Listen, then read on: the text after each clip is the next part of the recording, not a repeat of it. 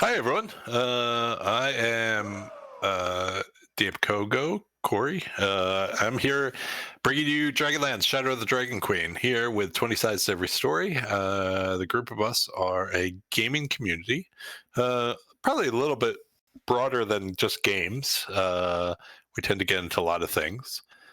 We're a very active community, though, and we focus really on our Discord channel. So if you haven't gotten a chance to join, or if you're just joining us for the first time, check it out. It's a really great community. We get into all sorts of things, whether it's TTRPGs or console gaming or art and drawing.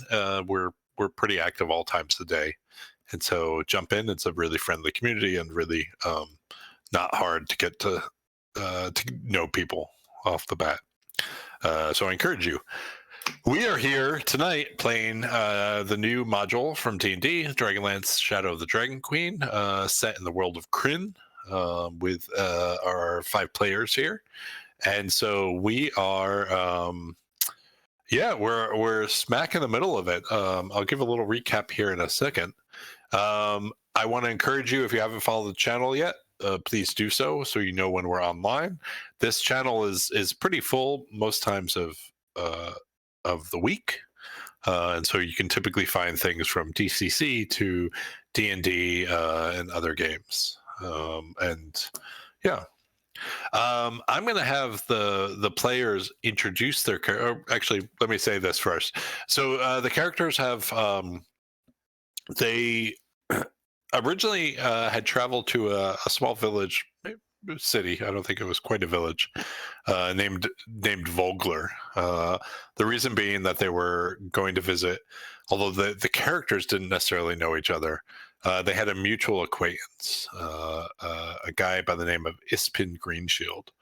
And so Ispin had passed away, and they were moving into town for the sort of the celebration of his life. And a bunch of bad things happened shortly after, and it turned out that Vogler, which is on the sort of on the very edge of the plains of Slumnia, Vogler started uh, recognizing little signs that something was wrong, and it led up to a full-fledged recognition that the Red Dragon Army, which is something that um, the dragon armies had been moving across Kryn, but this is the first time that they were moving into Solemnia. And so the normally peaceful town was invaded and burnt to the ground. The characters managed, our players managed to, with the help of the town leadership, usher the townsfolk towards safety, towards the capital of this region, which is Kalaman.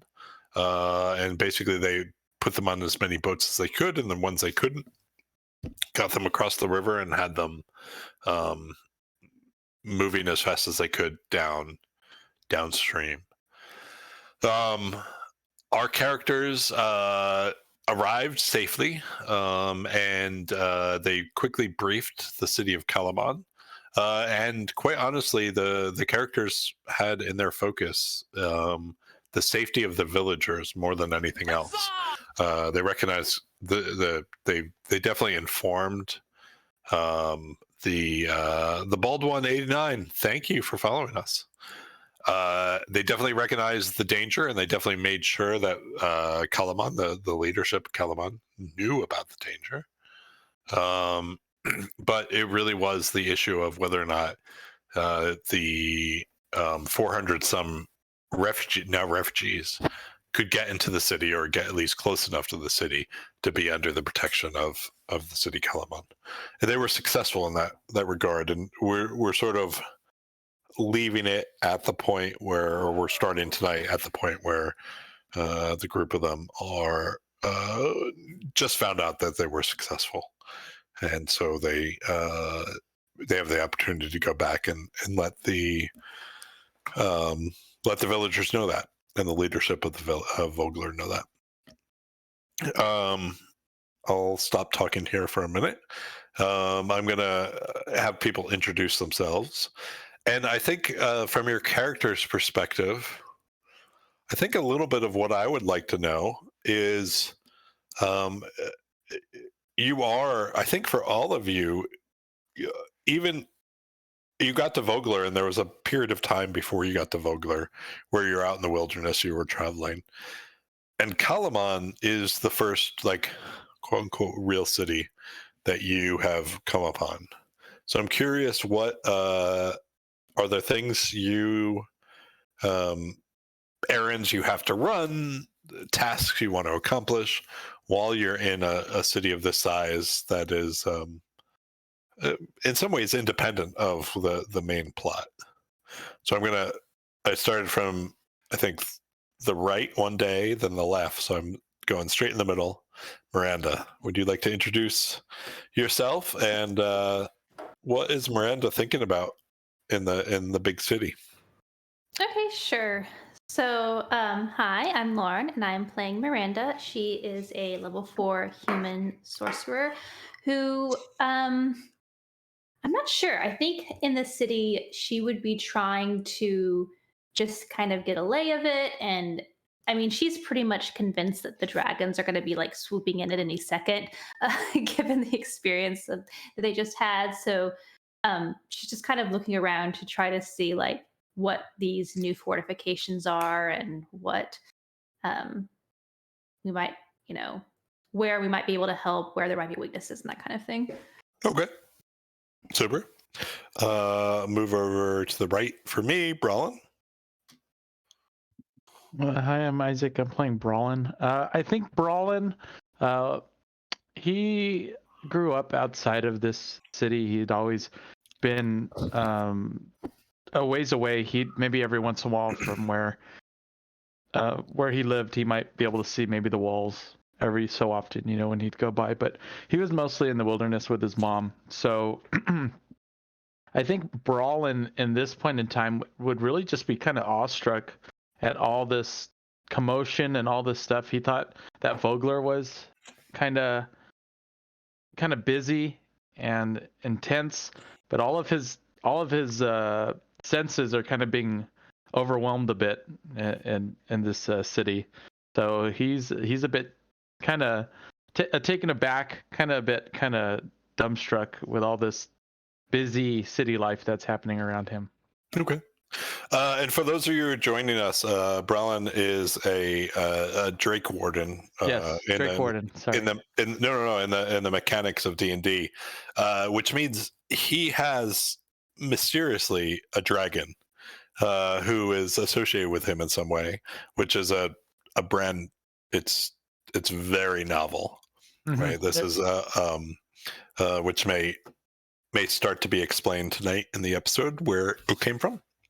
So just for reference, move over to the other side to Kato. Hi, I'm Daw. I'm playing Kato.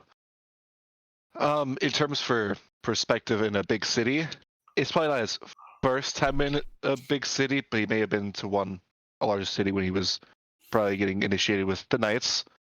However, he's never got a chance to actually be in a city for the first time. So definitely enjoying the new change of scenery from what he's experiencing, and what he would probably want to do at this point would probably see if he can find I don't know how likely it is to find one currently in a time of war, like a postmaster, that kind of thing, and try to write a letter to home explaining his current situation. Okay. Easily doable. Jump back over to Cass. I'm David, and I play Cass. They are a human rogue, level 4, like everyone else. And since they grew up and lived for much of their life in Palanthas, the Lord City of Palanthas, being in a large urban setting again actually feels a little bit more like home.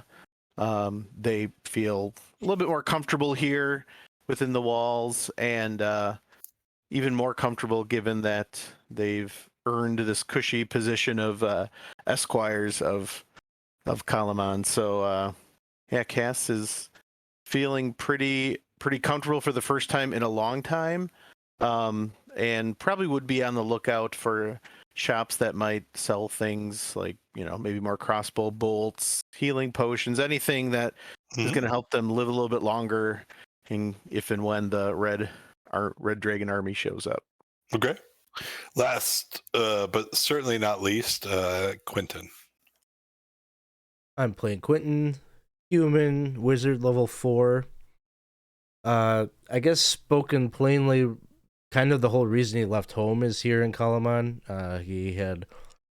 He aspires to be a wizard of high tower.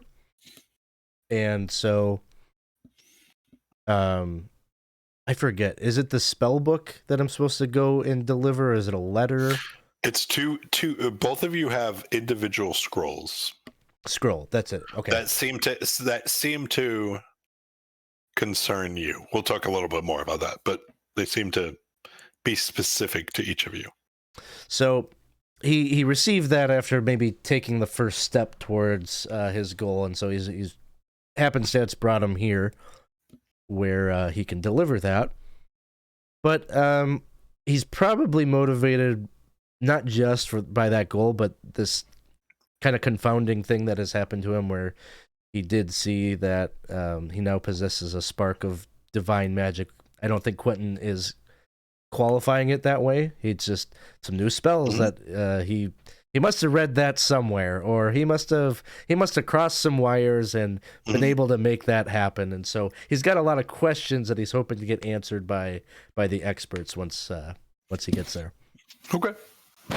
Thanks. I'll just bring up one specific thing that Cass brought up that I left out in the summary, was that the group had been enlisted when they were sort of briefing the leadership of Kalaman.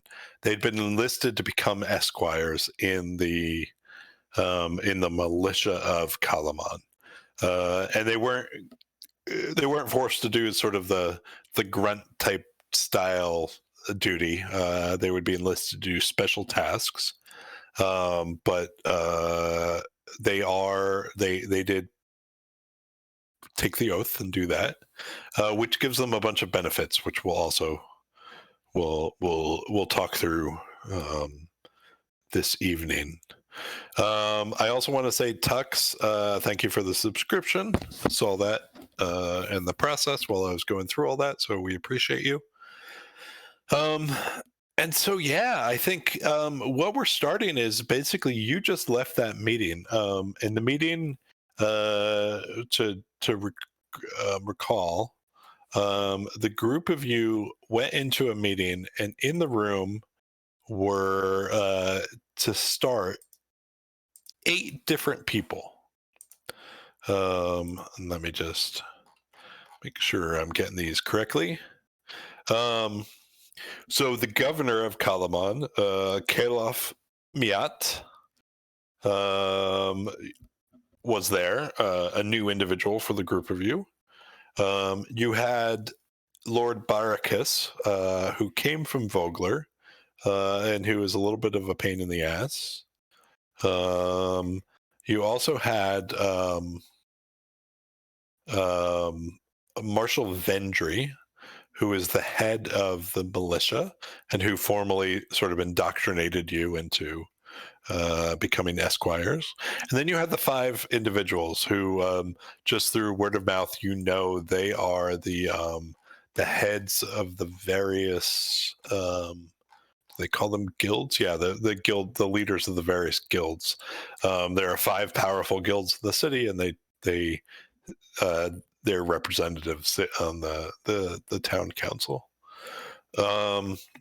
And you also, of course, have Darrett, and Darrett was also indoctrinated to be an esquire. And so Darrett, though, the Vendry seems to be taking a special interest in Darrett. And so Darrett is very quickly sort of drawn away into some task that they have planned for him. And so you guys are let out into the center sort of courtyard of Castle Kalaman. And what would you guys like to do? And I realized I probably did this. Yep, I sure did. I didn't move you on here. So let me move this. Here's the city of Kalaman as you know it. And I think the scale works on this. Yep, scale works. It's not a very big town, but bigger than Vogler was. What would you guys like to do? What do you think they're going to do with Darrett?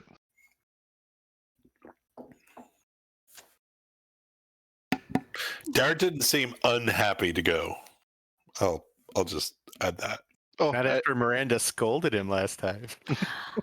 Just want him to be all he can be, okay? Look. I don't know. Cass would be angling for the shops again to see if there's anything worth acquiring. Okay. And I don't know if I made this clear. You guys have information that the leaders of Vogler would not currently have. So if you want to deliver that information first, whatever you guys want to do.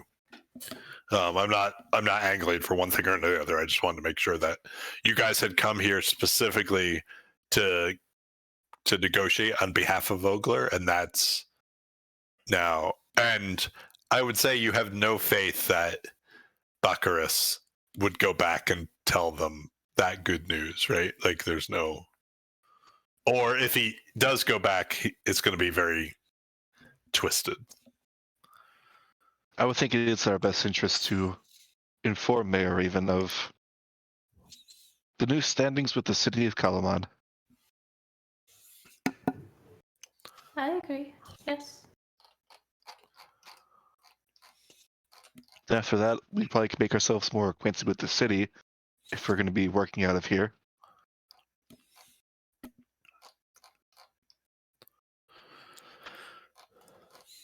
All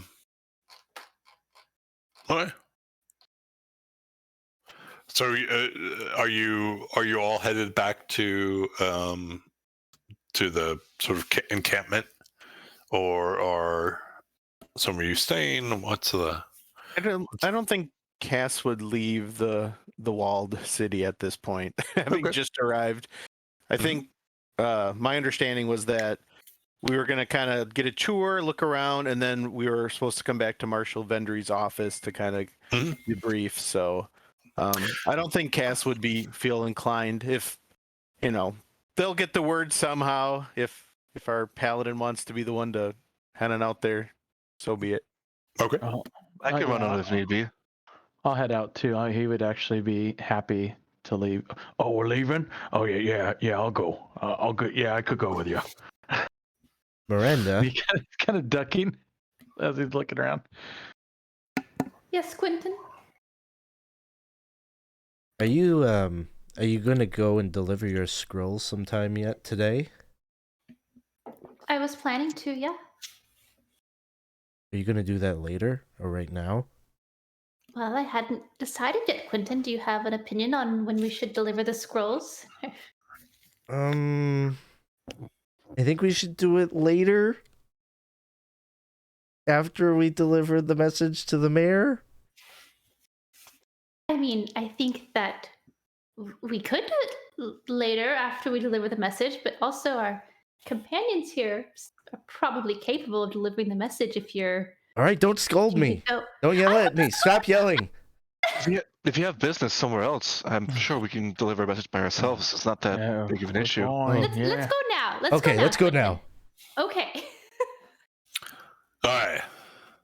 So the two of you are going to Wyhens, which is where you're supposed to go, and you would know that. I'll remind you of that information in a second. Cass, you, it sounds like, are the individual here. And then for Brallin and Kato, you are headed back towards the encampment. I'll start with that. It's a pretty quick trip out of the city. I will give you one new location as you go. You do manage to, what's going on here? You do manage to spot the city market on the way out, which is here. Oops. Before you go out through the trade gate back to the encampment towards Vogler. And it's a pretty, I mean, I would say probably the one thing you guys take from this is basically on how the message that Brallin has, certainly the method by which Brallin has been delivering these messages and these warnings, and to a lesser extent Kato, but both of you have been serious about it. I think it's a little unsettling that people are going about their business very normally. And it's this very weird feeling to walk out of the city with this knowledge that something terrible might be about to happen. And no one knows it. So there's a little bit of dissonance in that. Like, it's just an unsettling feeling for you. Where inside the city, business is normal. But even you are aware that the minute you get to that encampment, it's quite the opposite, right? These are people who are actually survivors of a tragedy. And so as you walk through the gates, no problem, and you walk, I think it was about a little less than an hour to get up to the city of Vogler. You do see a couple of things that are promising, that sort of buoy your spirits. One is that the work on the encampment itself is great. Like, people really have come together to get tents up. You see food cooking, you smell the food cooking, you see even children playing in the, while the adults are a little bit more serious. And it gives you this sense of, this resilience of sort of mortal spirit that it makes you feel good, right? Like that despite all of this bad stuff that very recently happened, things are slowly starting to get back to normal. The other thing you notice is that there are, not a lot, but there are some of the survivors who went by foot and who left the earliest are starting to come in. And so these people who made the trip by land are starting to actually get there, which is another promise. You wander into camp, and it's pretty easy to find the mayor. Let me shoot up this for you.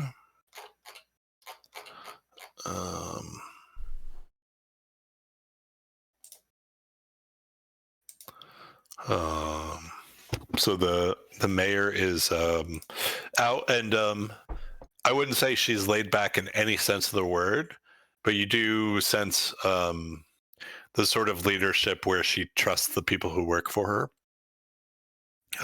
So it's not a lot of barking orders. It's not a lot of. It's clear that for her, everyone's invested in making sure this. She did receive a little bit of word, so when she sees you, she's very excited. She comes over to you and she immediately stretches out her hands to both of you to shake them and to thank you. She says, I can't thank you enough. This is impressive. we're also great for the good news to come this way as well. Should definitely prove helpful for you. I- What did Lord Backhurst tell you? we actually haven't seen him since he left. Good. Was he Good. there? Was he involved in the negotiations? Yeah, he was there. Yeah. Well. I mean, he was saying that we were all getting ready to do a counter attack and whatnot. You know, what an idiot, huh? She says well, I think as you deal with the city, I would ask that you also relay the message that we, the citizens of Vogler, will offer whatever assistance we can, and those of us who are able to fight, we will. So please, there's food, there's a place to rest. I know it has been a long night for all of us. Take some time, please. And it's not quite, it won't be a celebration until we have Vogler back, but yes. And See, just so I'm sorry. Sorry, go ahead. Go ahead. I was just gonna clarify just so that we remember, or at least I remember, what were the terms? They're able to Oh yeah, let me stay outside the city gates, but yeah. So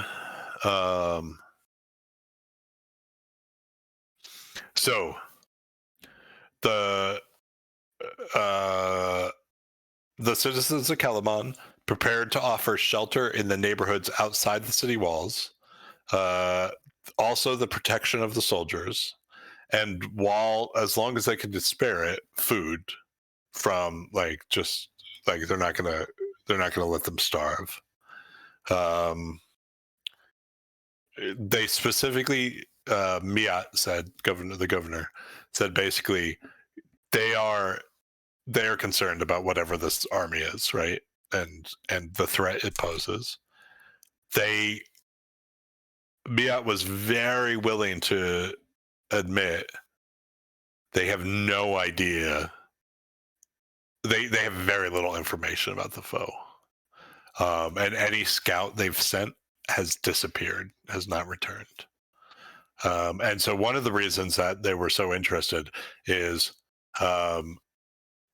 you all have faced this foe, survived, and in addition, somehow managed to save an entire village. And so that was the hook for we'll protect this village, but the 5 of you, we just need to pick your brain, or the 6 of you technically with Darrett. We need to pick your brain, and we would like you to help us as we acclimate to whatever this new threat is. So yeah, they're good. It's not like there's space inside the city to put up tents, but there are neighborhoods outside of the walls itself, and so they're protected just like any other citizen of Dalaman. And if that threat came upon them, they would just move inside the city walls. I think that's maybe something he would say after Okay. he would give all that information out and say, it's good and all, but we just maybe stay vigilant out here, because you see how quickly this army can come upon you. And Raven says, well, we can certainly we'll work with the city to move closer, so that we're whether it's in tents or in buildings they have. Well, I'll make sure that my citizens, and she frowns when she says my citizens, and she says, I'll make sure that the people of Vogler are well taken care of.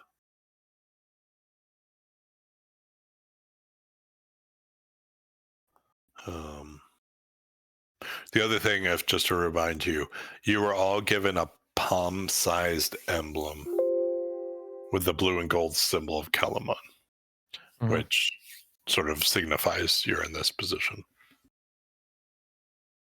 And it's not quite a soldier; it's more like a lieutenant in the militia, but it's not a commander either. So, Well, we could pull rank if need be. you probably can't pull rank, but you can. I mean, in a sense, you can. You probably can just prove that you're not insane, Just some crazy right? person. Like, yeah, it's probably the Or best way to trusted explain it. enough. I don't think you could really order anyone around, but you could offer advice and people would listen to it. The people in Kalaman, the people in Vogler, yeah, right? You're their heroes. That's a weird symbol there. So, But yeah. you're pretty cool. Yeah. Anyways, I've seen that some people have come back from the land voyage. They have had we've sent those who we can to who are still have enough strength back towards Vogler to try to get the stragglers and to bring food and to do whatever we can to get the rest of our villagers home. I would love to say that I expect everyone to return, but I can't. We know there are casualties, and we're still families are worried. And while everyone hopes for the best, we have to be prepared for the possibility that not everyone will make it.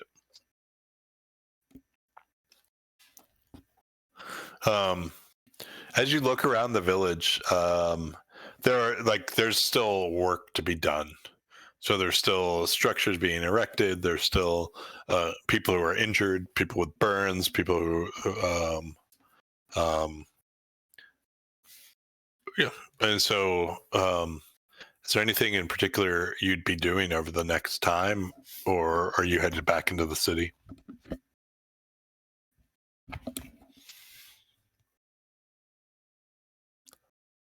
You know what? Brallin, if you want to head back in from the others, I can stay back here a little bit. I still have the capability of healing people a little bit. I'll do it until I can no longer, then I'll head back in. Oh.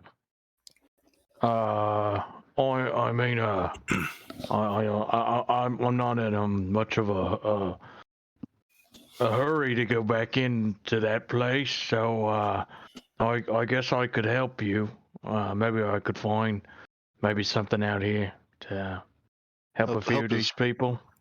Help is always great. I do have one question for you. Yeah. What is its deal? And like I point towards your Drake that's there. Sorry. So the Drake is not there currently, and this is important. Mm-hmm. Like the Drake comes and goes, but currently, since you've been back in the village, not there.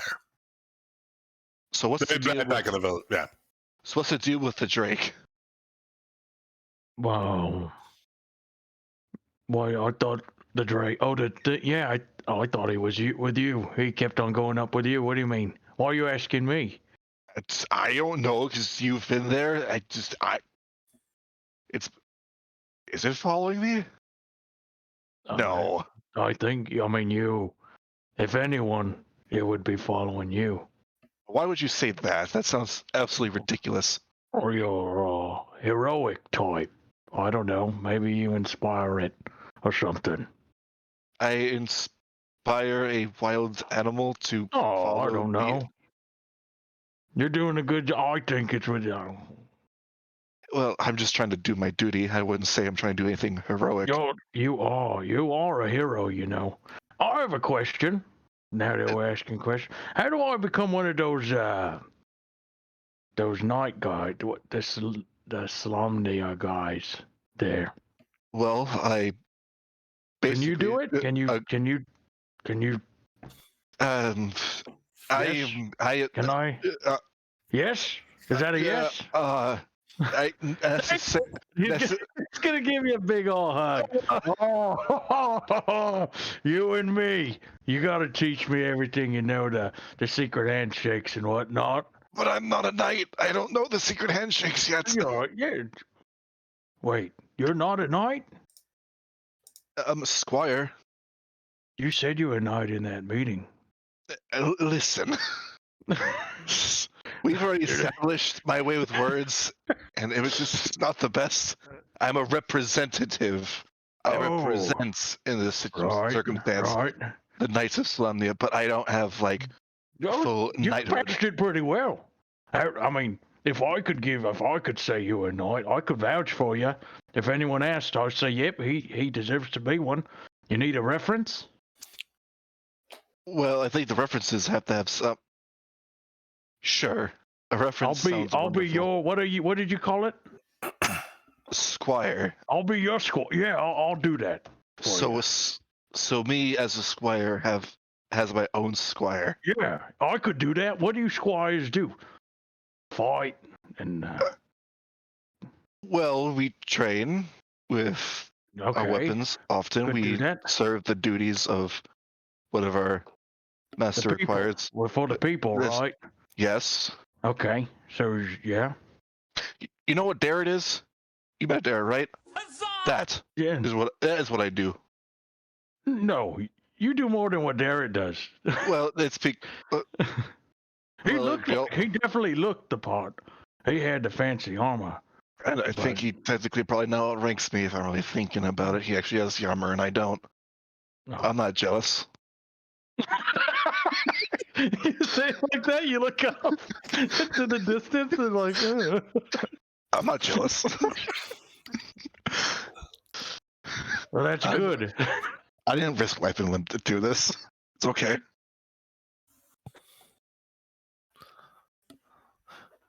Oh, okay. I think you are.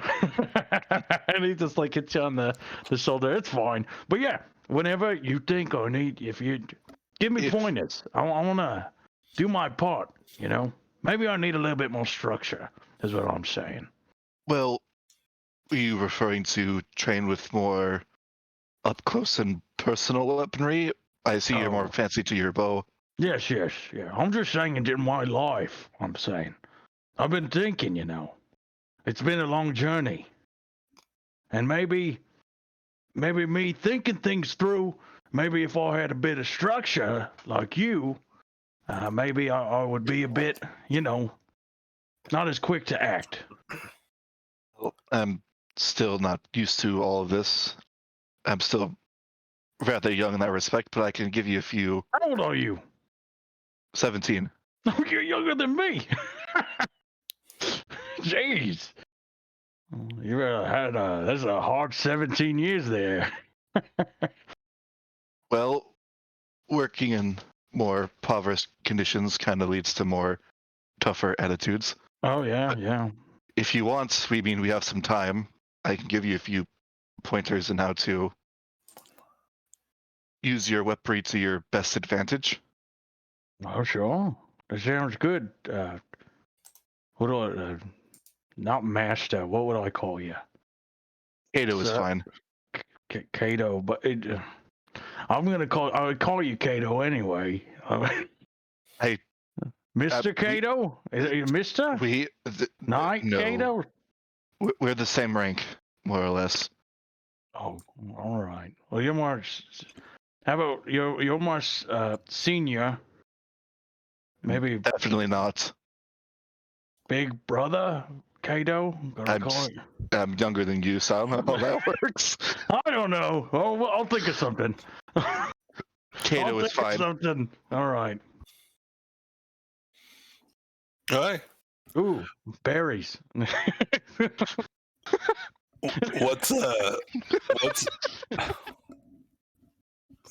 What's your guys' plan for the next few hours? After a little, yeah. Probably say after like an hour training session. Okay. Probably spend the last of my resources, my divine resources, to heal whoever I can. Okay. And I'll unknowingly just cast Goodberry and start feeding the berries to people. Okay. Mm-hmm. No problem. Hi. I'm just going to grab some coffee and I will be right back. So if you guys want to continue that conversation or one similar to it, I would appreciate it. Okay. I wonder what everyone else is doing right now. The camera pans out back towards the city of Kalaman, and then zooms in on. Who does it zoom in on? Miranda. Miranda. It really is. It's just it's just Game of Thrones Yeah. intro going on. Sorry. Oh, good. All right. Brallin, as you're wandering around, this is probably one of the longer periods of time in which you haven't seen the Drake.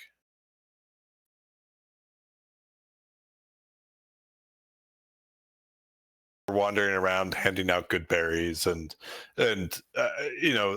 you guys are sort of at least vocalize that you're just talking about magical means, but simple medicine is simple medicine, and you don't need magic to help people. And so as the two of you sort of wander around in different parts of the encampment, you're just doing little things here and there, whether it's trying to repair things or help people out with whatever, really. You're sort of in an area, Brallin, that a fire's been set up, and the kids are running around a little bit trying to, and parents are trying to make them think that not to be worried and to keep them happy and active. Well, the parents deal with bigger things like getting space for bedding and stuff. And sort of as you come on this, across the fire, not in the distance, but sort of off to the back of this area where a number of little tents have been set up, you do see your Drake, but not paying attention to you. You see an old man sitting on the side of sort of a log, in very, very dirty, from the trip, robes. And he is throwing some piece of food at the Drake. And you see the Drake sort of gobbling it up. And every time the Drake gobbles it up, he is laughing. He's big beard, just sort of sitting there. Is Kato around? I would say at this point, probably you guys separated unless there was Okay. an intentional reason. Something to do over here. I think someone's still Right. twisted their ankle or something. Kato, he'd call out even though he knew you're. Kato, there it is, your friend. I might head over a bit. And this guy is he's trying to get the Drake to do little tricks. So you see him like tossing it up there, and a lot of times it just falls to the ground and the Drake grabs it. But every now and then the Drake grabs it in the air, like a game of catch. And the guy you'd see him sort of clapping his hands and like merrily, just dirty face, white beard, eyes just sparkling, like just happy as can be. He won't sneak up. I think he might be like, "Oh, hello, friend." Hello. Oh, you got a. Oh, is he yours? No, he's my friend Kato's. Oh, Not really. He's kind of not any of ours, but he helped us out. Are you you're from? I didn't see you. You're from Vogler. You safe? You okay? I got some. It was the craziest thing. I just sort of walked in there and suddenly everything went to town. But I haven't seen one of these in years. It's yeah, me and well, you don't know him. I'm not gonna say his name right now because you don't know him. Me and my friend, we saw him there. He was outside a window in Vogler, actually. Oh, well, that's fortuitous. And he reaches. What do you think it is? I mean, It's a dragon for sure. These are weird times. He reaches down and he's actually able to like scratch it under the neck, and you see the Drake sort of, react positively, sort of dog-like, to the actions. And he's, do you have you named him yet, or has this Kato, has he named him yet? I don't think so. I mean, he's helped. The little guy, and he's gonna kind of just point, kind of with a smile. He's helped us out a bit, He helped us out when we had a fight, They're smart little creatures. And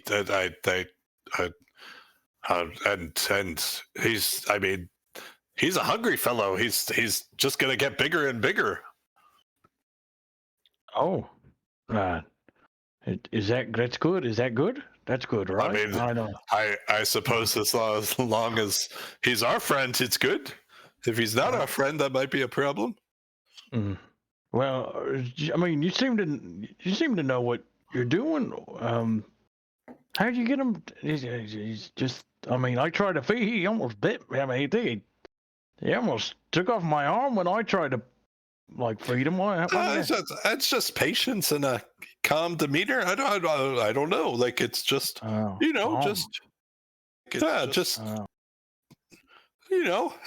any living creature likes to be treated. You treat him that way.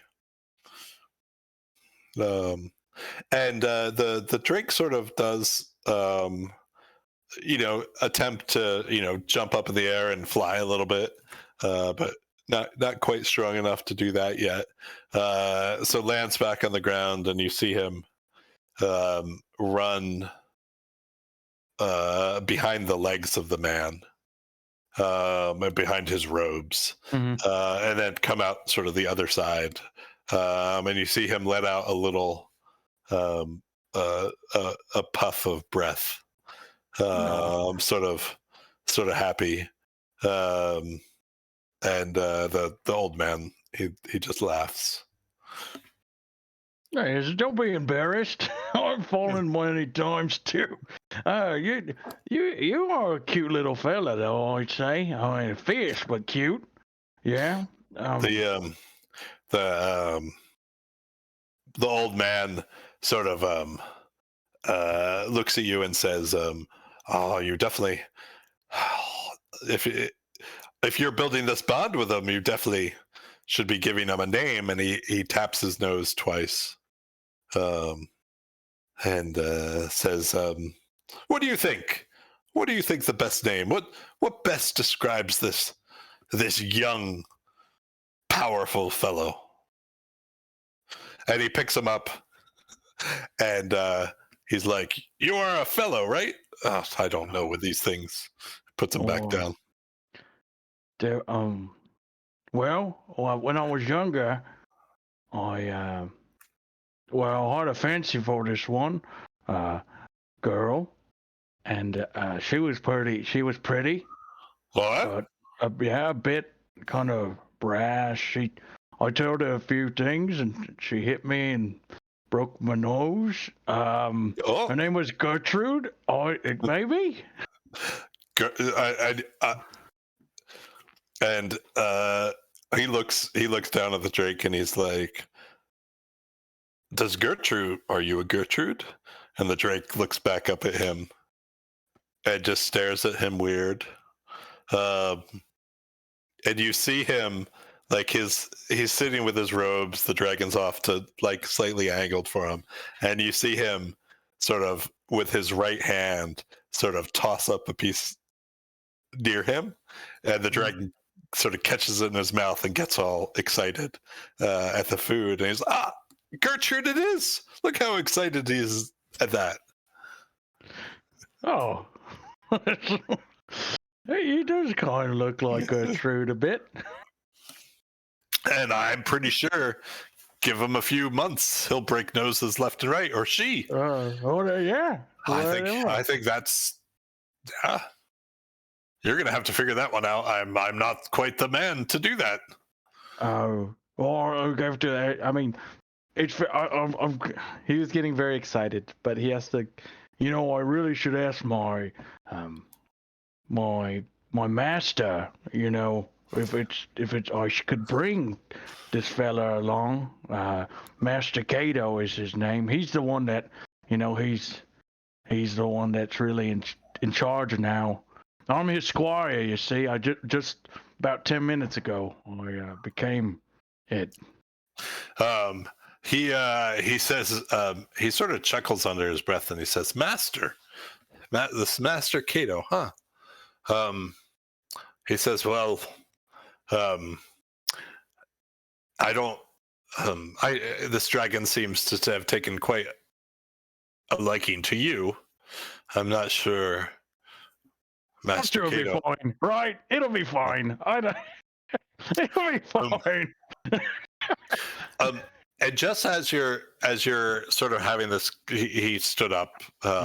Sort of the Drake is a little bit between you. He's over there, and just as this, like, there's a screaming gaggle of children who just start running through, playing some game, and they're kicking some ball or something through, and just sort of chaos. Like, it was fairly calm, but chaos ensues, and as it quiets down, you notice he's a little bit closer to you, and he puts his right hand on your right shoulder, and he leans into you and he says, if I can just offer as an old man to a younger man one piece of advice.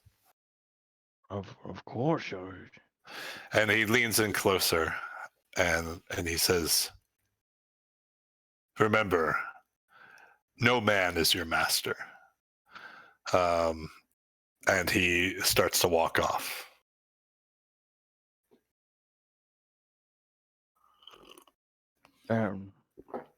He's not gonna say it, but he's thinking, "Wow, that was pretty awesome." What was your name? He sort of lets out the wave, and you just see him walking off. All right. Well, I mean, the Drake is sitting at your feet, looking up expectantly, like you're going to give him food. Yeah, I mean, I probably might have a berry. All right. No biting. All right. What was your Drake's breath weapon again? It's a acid, I believe. Okay, so the Drake takes it, chews on it a little bit, spits it up in the air, and then blows some acid at it, and it just dissolves on the ground. Good berries are not your Drake's thing. Didn't like that. He or she, they want real food. Sorry, Gertrude. We'll get you something. Want to ride? I guess. Well, I don't know. I don't know if it won't be. You think it would be best? And he's gonna kind of talk to it for a second. You think it might be best that these others might see you like this? And he, sorry, I don't want to gender your dragon, which is where I'm trying That's to fine. get it. It's Gertrude or whatever it is. We don't know. Yeah. And so Gertrude, sort of, I think Gertrude finds a place, not on your shoulder, not something so obvious, but Gertrude finds a place on your stuff where they are basically they're not hiding, but it's not obvious they're there either. So wherever that is on sort of like, so whether it's like top of the backpack, but behind your neck or something, things like, or you have a satchel and they're sort of tucked between your waist and the satchel. Just something that is just sort of like always there, but not conspicuous, necessarily. Okay. So, hi. I'm going to get back to Kato, but I think I want to go to.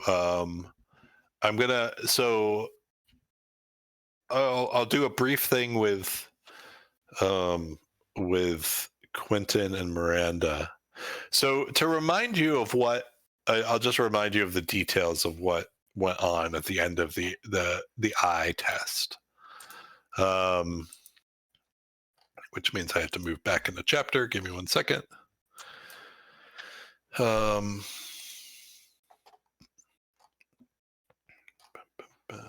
in the sky.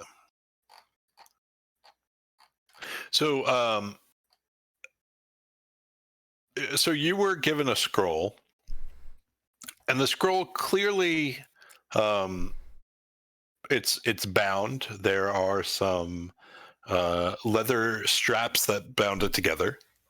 For each of you, your names are clearly emblazoned on the outside of it. And so Ravina, who was the individual who gave you the test inside for the eye in the sky test, gave you the spell book, but also gave you this ornate scroll. And told you that the scroll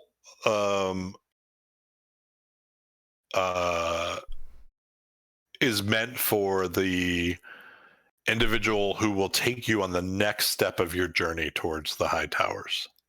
And that is an individual named Wyhen, who resides in Kalaman. And so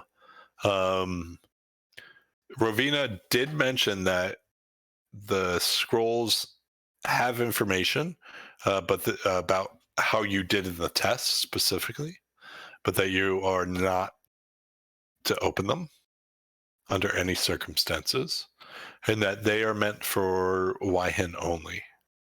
What the information in there, and so it's not super difficult in the city to learn that Wyhen, Kalaman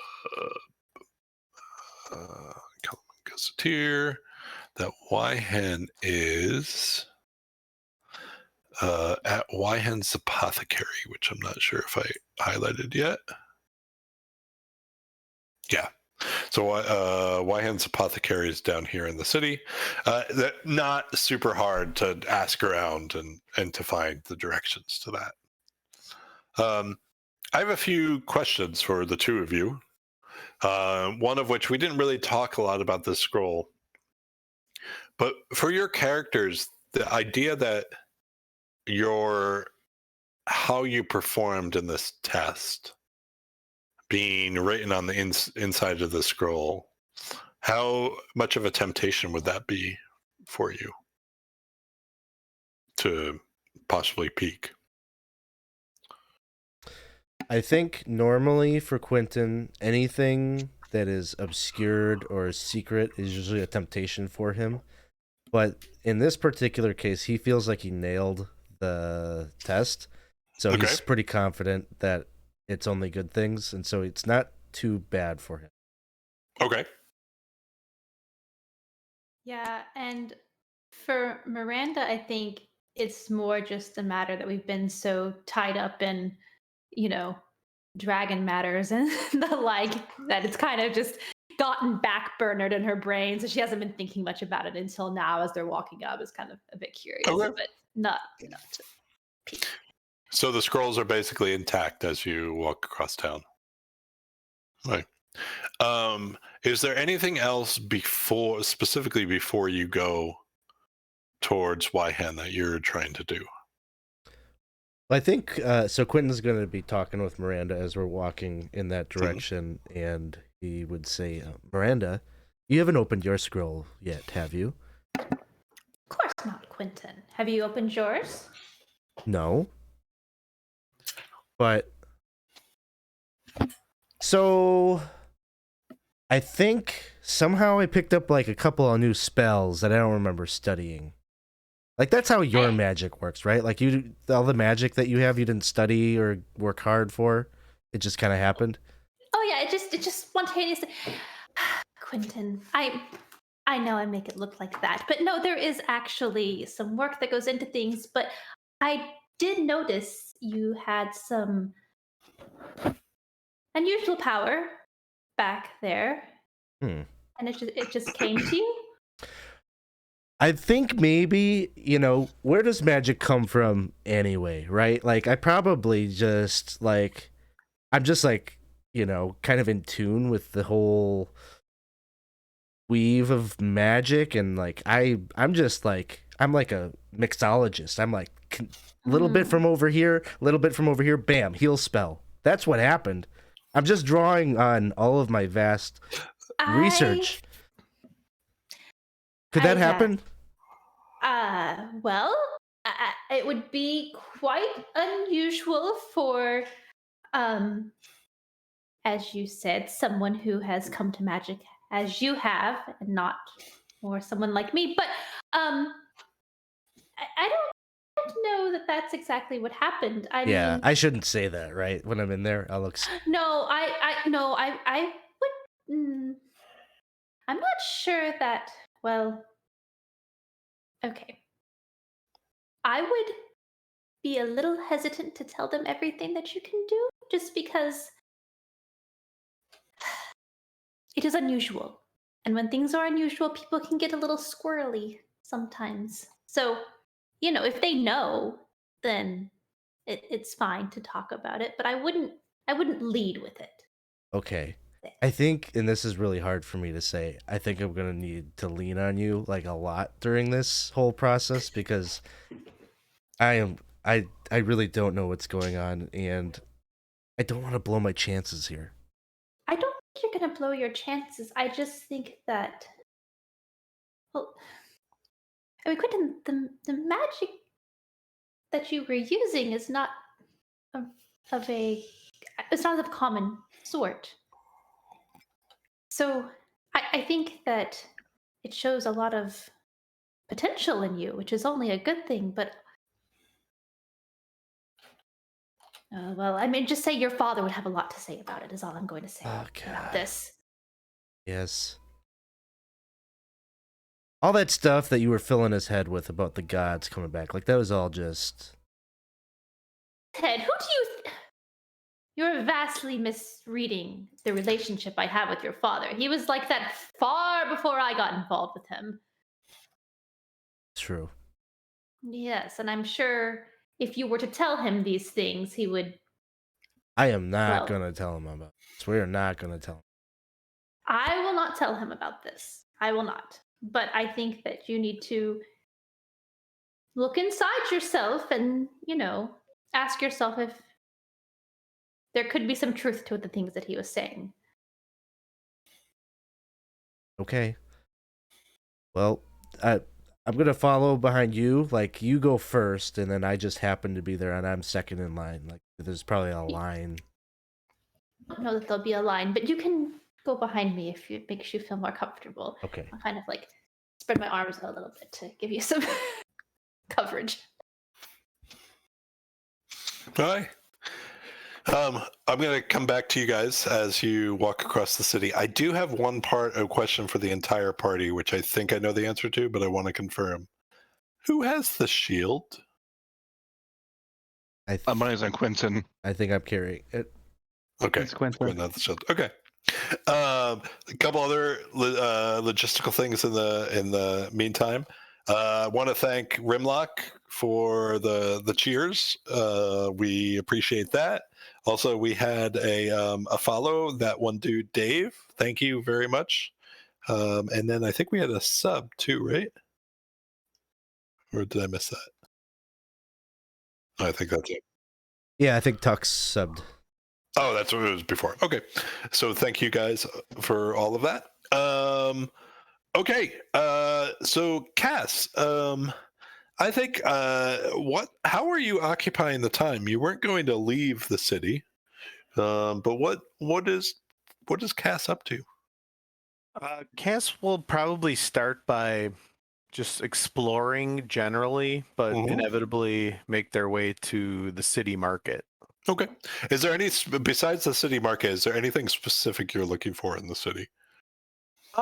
Really, it's trying to take a measure of the people, class, race, profession, just trying to get an idea of what, how this city differs from Palanthus, and but not any specific landmarks or buildings necessarily, although they would take, stock of anything that seemed unusual. Yeah, I think the big thing is just in sort of familiarizing self with the city, and particularly since you came from Vogler, but before that Palanthus. I think that particularly in comparison to Vogler, you don't really detect a change from before when you warned the city leadership about the threat to now. But there is a show of force on the streets. Like, people know there are guards that roam the city. Those guards are clearly trained. They're well armed. They're well equipped. So the militia seems to have things in order, and they seem to be present. So that's sort of more similar to Planthus than Vogler, right? The other thing is it's a pretty vibrant city. Like, there's an economy, right? Like, it's not a backwater by any means. And so there's basically there's not just one shop for everything. There's, if you need potions, it's easy to find because there are multiple places, and they might be concentrated in an area, but more or less it's pretty easy to find stuff. You do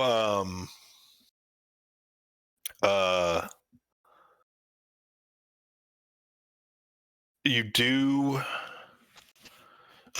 see signs of the 5 guilds of the city, the 5 prominent ones, and that's and it's pretty easy to start figuring out those. It's the Shipwrights Guild, the Masons Guild, the Fishers Guild, then you have the Dockhands Guild. So quite a few of them are based on the fact that this is a major port.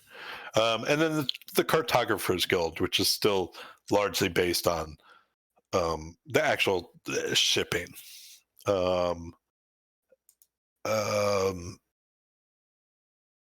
Interestingly enough, most of the city,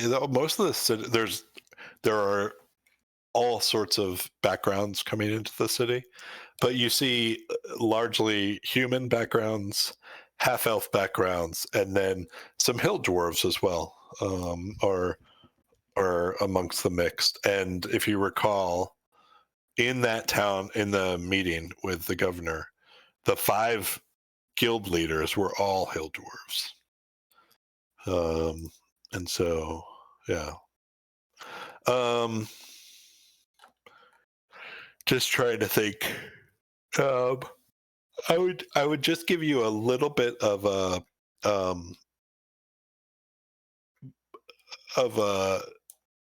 maybe this specifically. You don't have to walk out that far to see this, but the harbor beacons at the end, which you saw as you were sailing downriver. But the harbor beacons are, I mean, they're masterful. They're pretty cool. And you can see them from pretty much the entire city. And is Cass the sort to make small talk as he walks around, or just keep to themselves? Okay. So yeah, like, it's they are of, you can tell, of an ancient quality. They seem to be pretty old. And they're basically a tower, and then you can see from when as you basically move your position relative to those towers, you can tell that there are lenses at the top of these things, because, like, as the sun hits one and then you move a little bit, you'll see it, and inside is the light, a prominent light, and so you get the feeling that they're a little like lighthouses, but they're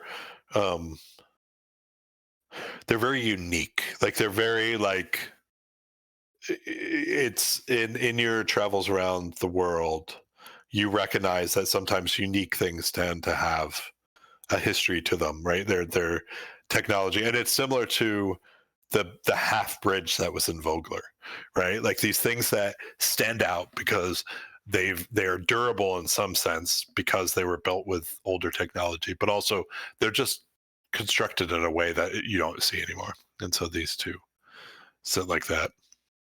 Well, Cass wouldn't be making chit chat. They definitely would have their ears open, trying to eavesdrop and pick up any useful information, since Yeah. information is a currency Okay. in their point of view. I would say I'm guessing you're taking a few hours to sort of do this. It's not a quick trip. Yeah. So I would say after about the first hour, you get a little bit of the sense that you're being surveilled. And so I would like you to make a perception check really for me. First roll of the evening. Oh boy.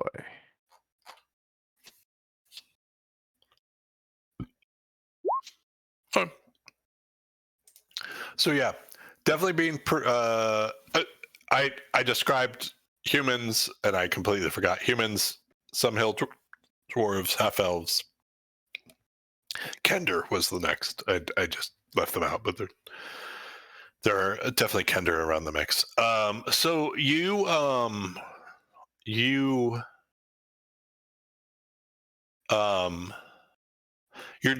definitely being surveilled, and it's interesting because there's at least 4 of them who are doing it, and so the general idea is that no one stays on your tail very long. They all switch out. But with that perception roll again, you're more the 4, 2 humans, 1 half elf, and a Kender that you see, and you're more curiosity than anything. It doesn't like these individuals are not sizing you up to steal from you. They are more interested maybe in where you're going or maybe who you are.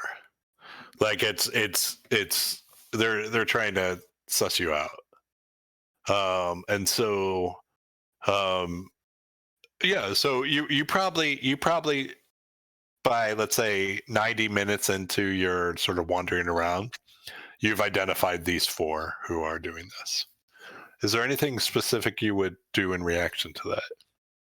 I think Cass, having recognized, they don't seem to be an immediate threat, would take the opportunity to try to turn the tables and lose them to see what they do once they lose their quarry, and maybe learn a little bit more about these 4. Sure.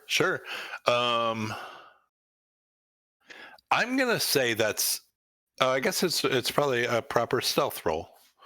So yeah, make a stealth roll, and you have basically you can choose the opportunity. So I'm gonna So you find a place where market's going on. It's loud, and there's just crowds, and you're able to sort of basically feint your movement to so where it looks like you're going one way, and in fact you sort of slip and go the other way. And yeah, no problem.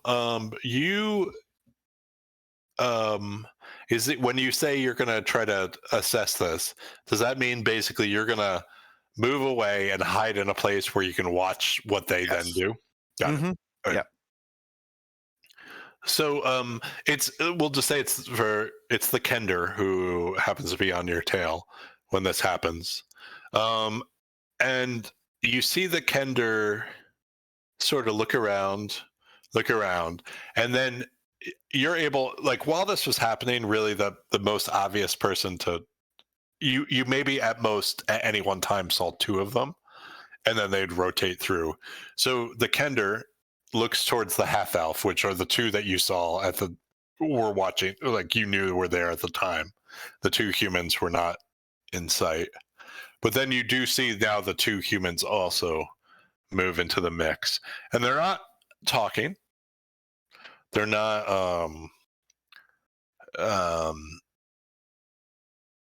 they don't seem panicked. Like, they don't seem worried.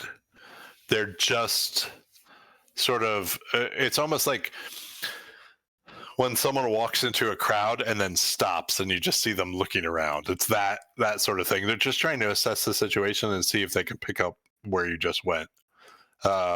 People are moving around them. People don't seem to be, I mean, it's crowded enough.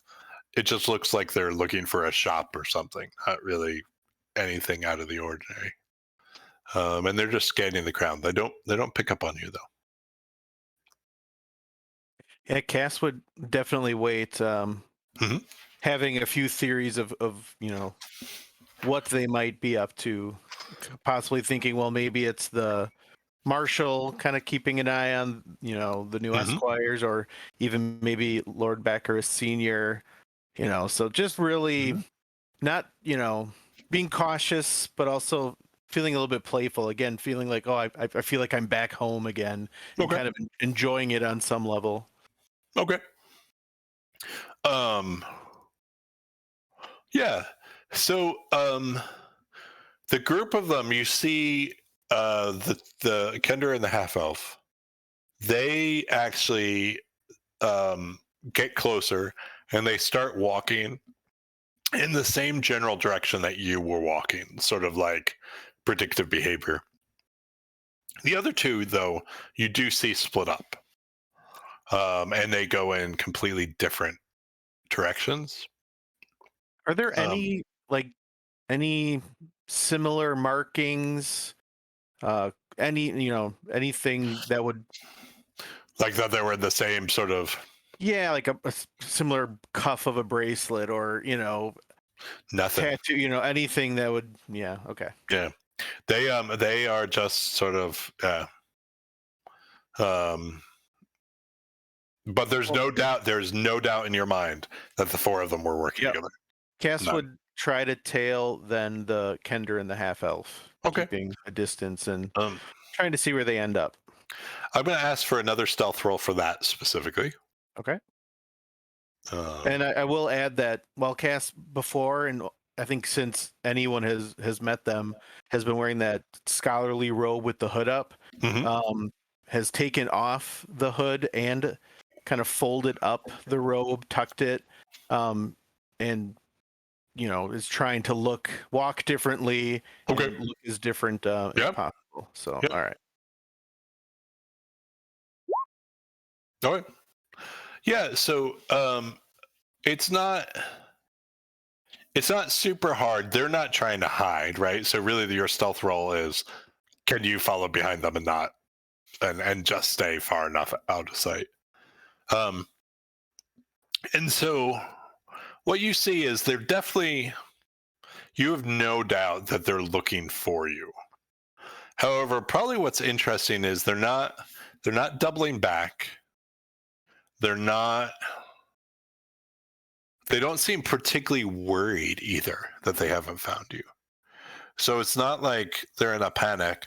They seem to be strolling. Like, if you imagine whatever your path was, right? Like, let's say you were walking like down Fifth Avenue in New York, right? And all of this happened at one intersection. They just keep walking down Fifth Avenue. Like, they are basically strolling with the idea, like, you get the idea that eventually they're confident they're going to run into you again, is what the best thing that you can think of, which isn't a very strong surveillance tactic from what you know, but in not a big town it does work, right? It's not like you can hide 100% of the time in a place like this, even if it is bigger. So you can keep following them but for the next however long you want to follow them, it is this idea that they're just strolling and keeping their eye out for you. Cass would continue to follow until they turned down a street that was pretty sparse, or there weren't good, places to kind of hide and duck. while also making sure the two humans haven't like doubled back and or merged and followed. So really, just very curious of where they might end up. Yeah. Make me. I'll ask for one last check, and that's an investigation check as to what, as you try to figure out exactly what they might be doing. Okay, so with the 15, the one thing they don't, and I could, they aren't conducting counter surveillance. So in other words, they, from everything you know, they aren't looking to see if you're watching them. Like, they're oblivious to that. Not just the stealth roll. It's just not a thought on their mind that you would be behind them. So as you watch them, like, they are occasionally looking behind them, but that's not, it's just a matter of them looking around and being like, is he in that shop? Is he in that, or are they in that shop? Are they in that shop? So it's not a concerted effort to think, oh, you've turned the tables on them. Which to you, I would say, indicates a level of, it's definitely not amateurism. Like, their patience in finding you is above ordinary, right? Like, it's pretty extraordinary. But it's also not like, the best way you can think to describe it is that there's no risk with not finding you. There's not a risk associated with not finding you. So if they don't find you, it's not like they're going to get in trouble. But they also seem to be confident that they will eventually find you. Does that make sense? Yes. So yeah. No detection of the humans. And I'll just throw out no detection that a new group has joined the surveillance team, like that there are new people surveilling you. So, and we'll get back to you in a second, Okay. if we can, as that's going on. Miranda and Quinton.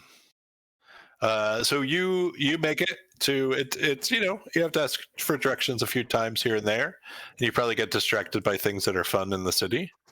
But you eventually make it to the street which Wyhand's apothecary is on.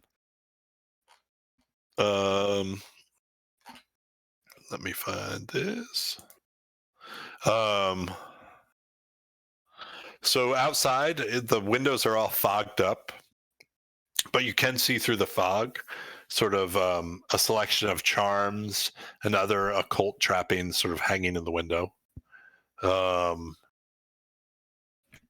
door is closed, but you can see traffic moving in and out of it as you approach. Miranda loves the vibe. She's very happy with this situation. Are you guys just going in? I'll turn back to Quinton and are you ready? I am ready. Not going to say anything about divine magic. I'm not going to say much of anything. I'm going to let you talk. Maybe you could just you can cue me up if you think I need to say anything. Okay, I'll cue you up, but and if I start saying too much, you cut me off. Okay, I will. I'll give you a stern look. Does this look? Can you look for that look? But also, Quinton, just be prepared. They might be able to reveal some things about yourself. So just be ready for whatever may come behind those doors. Okay. You ready? Mm-hmm. All right. Come on. So I'll go up, and I guess people are coming and going, so I'll just pull the door open. Okay. And so you open the door, and immediately the smell of licorice and pepper sort of floats out of the door. And as you move in, it's a pretty meager shop. And there's some modest tables around. There's some good luck charms, animal bones over here. You see some vials and little racks with various remedies. Near the back of the shop, you see a human woman, raven hair, and a dark dress with feathered wing-like sleeves. And she's standing behind a counter that's just books everywhere on the counter. She looks up from her reading.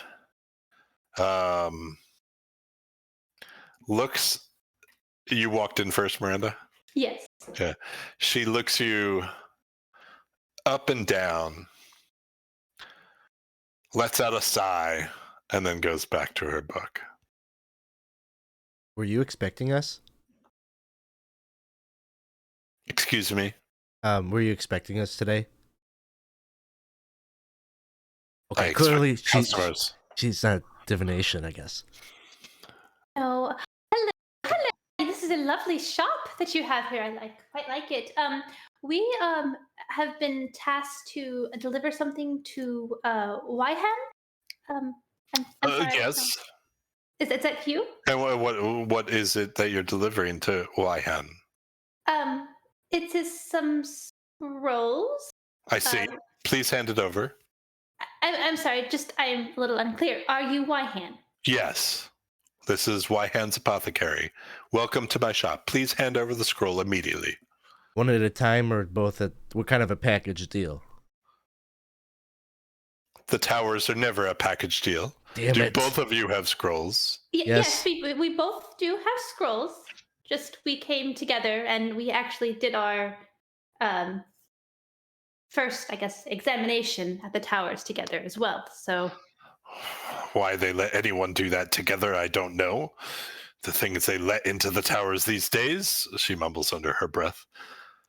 Very well. You, and she points at Quinton. Please go outside for a few minutes. Miranda. Okay, Quinton, just wait right outside the door. I'm sure it's fine. She's just a little. I'll say this actually in Alabastian, like just maybe a little rude, but it's fine. We'll be fine. I am not gonna do well by myself. You don't have to stay by yourself. Just right by the door. Don't go. Don't wander. Don't wander. What if someone talks to me? Then say hello. It's a lovely day. Okay. Great. It's very small talk. It'll be Hello, quick. it's a lovely day. Hello, it's a lovely day. Okay. Just the one time though. Don't. Quinton. All right. Quinton Hey, starts to walk up the door, repeating that. Scroll, please. Oh, I'm sorry. Here. And she unwraps it.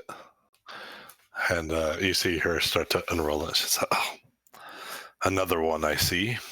And she starts to read through it. She's like, some questions for you. Is he always like that? Yes. And why do you think he would make a good addition to the tower if he's always like that? Because he is always like that, but he is exceptionally talented in battle. He has been tested now several times, and he has the desire to be the best wizard in the world. I think if you asked him, he would say that. He's not sure of himself yet, but he will be. And do you believe he's worthy of using magic? Oh, I have a picture of her. Sorry. Oh. I didn't realize. There she is. Oh. Do you believe very do you believe he is worthy of using magic? Or should I strip it from him? Oh, he's absolutely worthy. Well, he probably would not want me to tell you this, but I will tell you this because... Please do. Spirit of honesty for you. Look, Quinton, he struggled somewhat when he was young. He was never one of the strongest or toughest or most elegant of the children. And then he found magic, and he took to it so well, and he grabbed onto it, and he has made extraordinary strides in it, and I think that he has great potential. I see.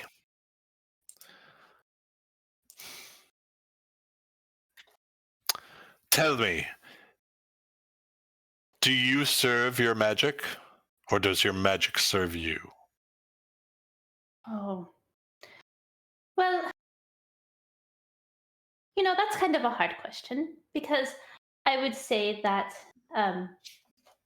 like you, um, before all of this, before the war came, I made my living through magic, um, through potions and crystals and all of this. I mean, I'm sure you understand that.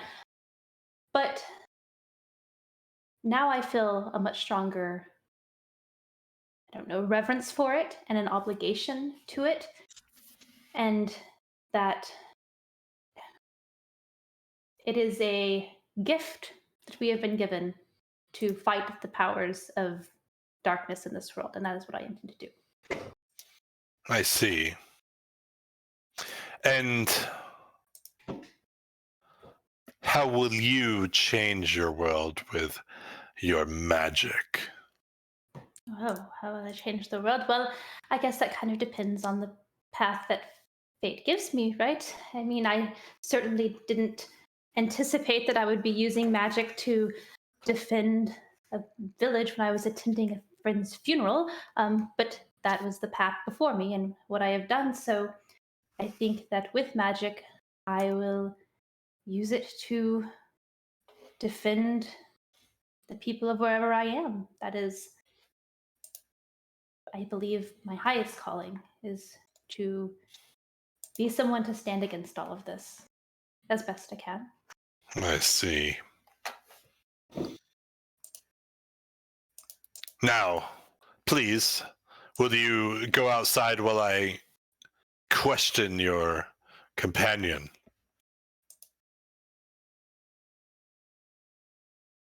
So I'll go out, and when I pass Quinton, are you still at the door, Quinton, or have you? Hello, it's a lovely day. Although it really Oh. isn't. There's like a war on. Okay, Quinton, What? love. Okay, she's going to ask you some questions, and just answer them honestly, dear. Honesty. That's all I know how to do. I know, and I'm not telling you to try to do anything sneaky. Just answer them honestly. Just answer the questions she asks. That's the test? That's really easy. I can do this. Oh, okay. Just All right. good luck. I'll pat him on the shoulder, shut the door. It's feeling good. I'm just kind of doing this outside. You head in. He'll walk in. Okay. Cracks Scroll, his knuckles. please. Oh yeah. Here. Thank You you. will see that it is not opened. She looks at you. She doesn't break her eye contact from you as she unwraps the scroll. Like she's able to actually untie it without looking at it as she stares at you. Can I ask you a question? Have you ever seen anybody come in here with the scroll? They like opened it. Has that ever happened? I imagine if someone opened the scroll, they wouldn't come. They wouldn't follow through. What would have happened if I would have opened it? Do you know what it says in the scroll? No, I don't. Well, it says you're incapable of making decisions without that other one. It's not so much that I'm incapable. It's just that people don't like the decisions and the things that come out of my mouth sometimes. And do you believe that either of those qualities are something fitting in a one who wears the robes of the mages of the High Tower? Well, I think that 100% no filter, complete honesty is sometimes needed. Like, you always need that, like, divergent thinker on the team, and that's what I am. I've been told that my entire life. That is adorable. That's the first time I've heard that in my life. Tell me, your friend out there, why do you think she is worthy of using magic? Well, I think she has proven time after time that she is very good-natured. My father has known her for a long time, and she kind of like a healer of sorts, or maybe not healer. Maybe that's the wrong word. I don't know why I said the word healing. Forget that I said that. Definitely not a healer in like the traditional sense of someone that cures people magically, because that would not be magic. that a spellcaster that is trying to ascend to the towers would have. No, like she's like tries to help people with her magic in non-divine ways. I see. And tell me, do you serve your magic or does your magic serve you? Wow, I didn't know this was like a philosophy test. Well, you know, back when it used to be simple, right? I had this spell book that my friend Ispin Greenshield gave me. He's dead now. I just attended his funeral, but then that turned out bad. But anyways, I used to have this spell book, and I studied a lot of the spells a lot. And like watch this. I cast the light spell in the middle of the night when I got all scared, thought there were monsters lurking outside. Bam. This light spell, it would serve me, and then I wouldn't be so scared no more. Or sometimes someone's tool would be broken. Bam, mending. I'd fix it. And then I was helping all these like soldiers out there because of the war, and they were all getting sick and dying, and I'd cast the spell, cast magic, and boom, their wounds would And so your magic comes from you being scared. Well, no. It just is useful sometimes, you know. Like it serves me. It serves me to like help people. In front of her, in between, sort of fallen between the books, is this long. It's black, but there's a silvery sort of hue to it. There's some reflective element to it. She picks it up, and she says, "And if I use this right now to strip all magic from you, how would you then live your life?" Oh, you're not gonna do that, please. Look, I don't have any skills, no talents. I'm talentless. The people have been telling me that. I used to, you know, really I wanted to be a knight, but then I guess I'm like not. My hand-eye coordination isn't very good, and I tend to trip and fall a lot. And so, like, the only chance I've been given in life to be able to like help people and do something good is my friend that died that I told you about. I got his shield right here. I don't know why I have it, but I do. And I don't know where I was going with this. Don't do that. Don't take my magic. You didn't answer the question. What would you do? Not what you tried to do. What would you do maybe if I took your magic away from you right this second? Maybe I'd run around with the shield and try to like just stand in front of people with the shield. She shakes her head and looks down. I know, it's probably the most useful I could be to them if I didn't have my magic. She says, "Please fetch that woman." Oh, her name's Miranda. It matters not. Fetch her. Oh, okay.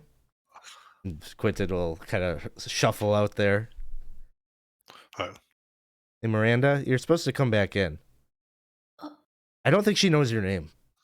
It is. I don't think she does either, but it's fine. She's. Come on. The two of you, I made my decision. I'm not sure what use I would have for either of you, but I'm sure the mages of the White Robe would find something for you to both do. So therefore, I recommend you both join them. Hooray! Thank you. Thank you. I will contact my fellow mages in the towers to petition for your inclusion amongst them. And once I hear back, I will contact you directly. Please be advised that this is a matter of formality. The tests still must be gone through. And as soon as I contact you, I will be informing you about the next steps. Is there anything we can do in the meantime to prepare for the tests? Please just leave the shop and do not come back. Okay. Thank you. Thank you. Well, thank you for your time and your trust in us. Let's just like wave. We will be in touch as soon as I hear more information. All right, wonderful. I'm afraid to ask her how she's gonna be in touch because I think she's gonna yell at me. So I'm just gonna like assume she has her ways and just go skidoo. So as you leave the door, you feel a forceful push on the door from probably magical means, sort of slamming the door on your way out. And you are left to the streets. Kato, I'm so sorry to have left you so quietly healing people in the camp. So What I'm I just do best. I know. If we could take a quick bio break here, just 5 minutes, and we'll come back in a second, if that's okay. And we'll finish up sort of these character sketches, and we will get back to the main action. Thanks everyone for sticking with us. We'll be back in really, really fast, faster than Miranda was allowed inside that shop. So we'll see you soon. Thank you guys for sticking around with us. We have quite a few viewers. Hey, do us a favor. This is 20 sides to every story. As you guys probably know, if you haven't, two things to ask you.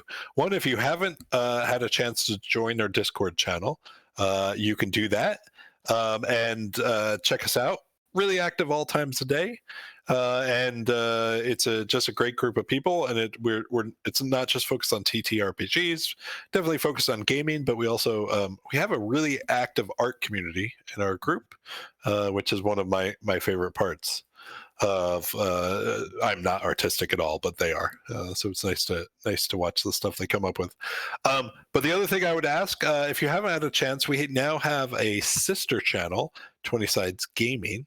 And if you take just nothing's going on tonight, but if you follow that channel for us, we can you'll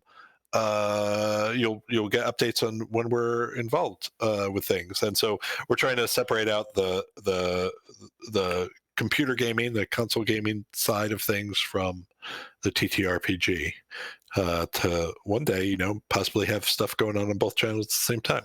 So and give Alex, overwork him.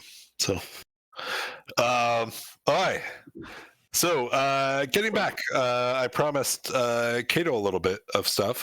Kato, when we last saw you, you were doing what you could with your divine magic, helping people out. But similar to what I mentioned to Brallin, not everything needs divine magic, right? And sometimes there's just help that can be done that's much more mundane. Is there anything? Is there any sort of triage that Kato's doing? I mean, the fact is, at the end of the day, you do have divine magic, right? And that divine magic is pretty powerful. It's pretty obvious when you use it, and so you have an audience as you go around, right? Like people, you're getting a name for yourself in the community. And so particularly as you use this symbol that you were left with after your divine interaction, what are you triaging in a sense? Like, are you looking for certain types of people to heal first? Is it just whoever's nearest? As these people are coming up to you and being, presenting you with cases, is there a decision process that Kato's making of how he spares his gift? So the way he would understand it is based on the very few interactions he's had using it in more of a combat situation. And then he would, I would say, probably be experimenting a little more. Okay. Like, say, he's mostly used his lay on hands as a patch himself up to all the way better, but never try to sparingly use it. Okay. Or one instance where he did it when we were in Vogler, which is turning the tides, as it's described. It's just a wave of healing energy up to a certain point that he used to help the Drake, Miranda, and I think Quinton, who was nearby, but I think he was a statue at the time. Okay. So he probably would ask whoever is like leading the efforts in getting people together, is like, if you want to try something, I think this might help. Could you get whoever's in very bad shape to like cluster together? I want to see if this would work. Yeah, it's not hard to do. So you're trying to get a bunch of people who are Like real bad. yeah, okay. And then he would then take the opportunity, do like a couple taps with his pole arm and say something in Solemnic, Okay. and then like a wave of healing be pushed out to everyone who is within 30 feet of him. Okay. And he would Go ahead. seeing how that works, if it's like a limits or it's just whoever is near. And you're using the specific skill, right? Channel Divinity, turn the tides.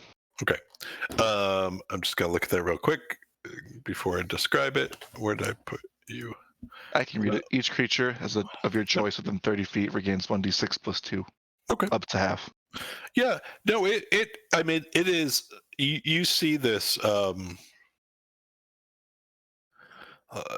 Like you almost, the dust on the ground picks up as it emanates from you, right? Like you see sort of it move not only through, you just like it moves through the earth and almost shakes the earth so that, you know, this cloud of dust.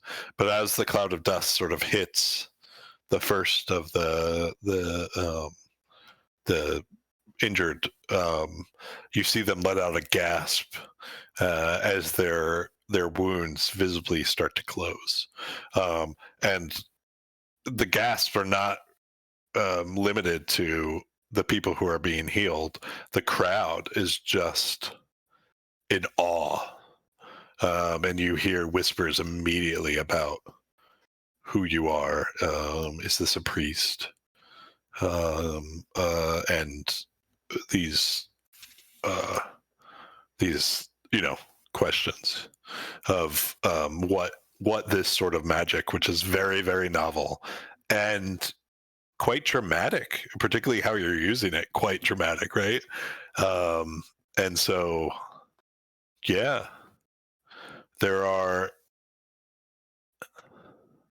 you've created a distance for yourself from the crowd in the sense of people aren't sure what to do with you, right? You're an oddity. They're grateful. No, I'm not saying that, but this is very unusual for them. What is happening? Healers for them up to now have been charlatans, right? And so this is confusing.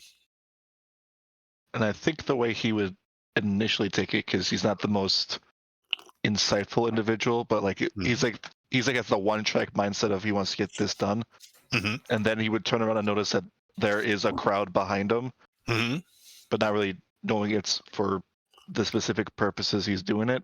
And like maybe if he goes to interact with somebody, they would back up a little bit, and he would be confused at that fact. Okay. Yeah. It is.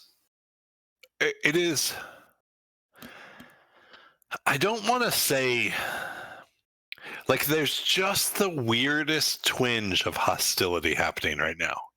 Like, it's not. Everyone is very, very, once again, thankful. Like, the people who are healed and their immediate relatives, as they are hugging the individuals, like the individuals are crying with their wounds healed. So there is this gratitude that, but for those who are sort of second order, who were not directly involved with that, they're waiting for it, not like something bad now to happen, is the sense you get that this isn't how things work. And so you sort of they're all looking at you a little expectantly, like, what's the bad part of this? And it is a weird feeling, because I think, particularly, and I'm putting words in your mouth a little, so please agree or disagree with this.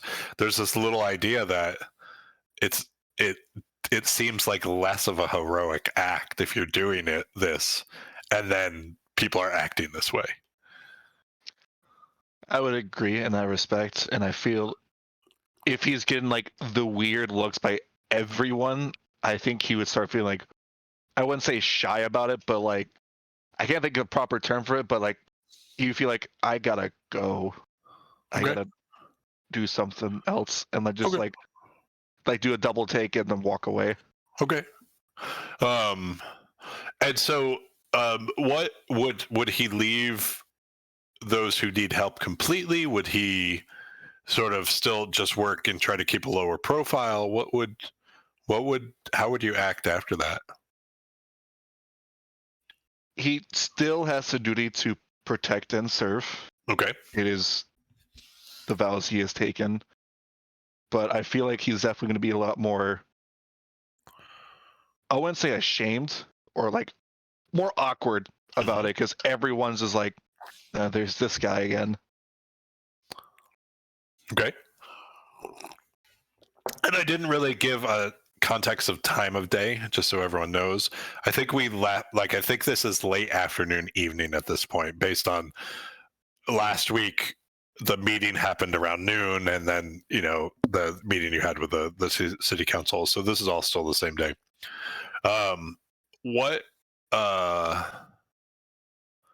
Would you basically exhaust your skill at healing? I would spend everything I can. Okay. So the evening goes on, and once again, it's only really like 5 or 10% of the things that you feel the need that you actually have to use divine intervention to heal people, right? A lot of it is just simple, like splinting legs and things like that, right? Which is still seen. People have a lot of gratitude for that, but it's still seen with a skill level that people are even a little bit questioning that.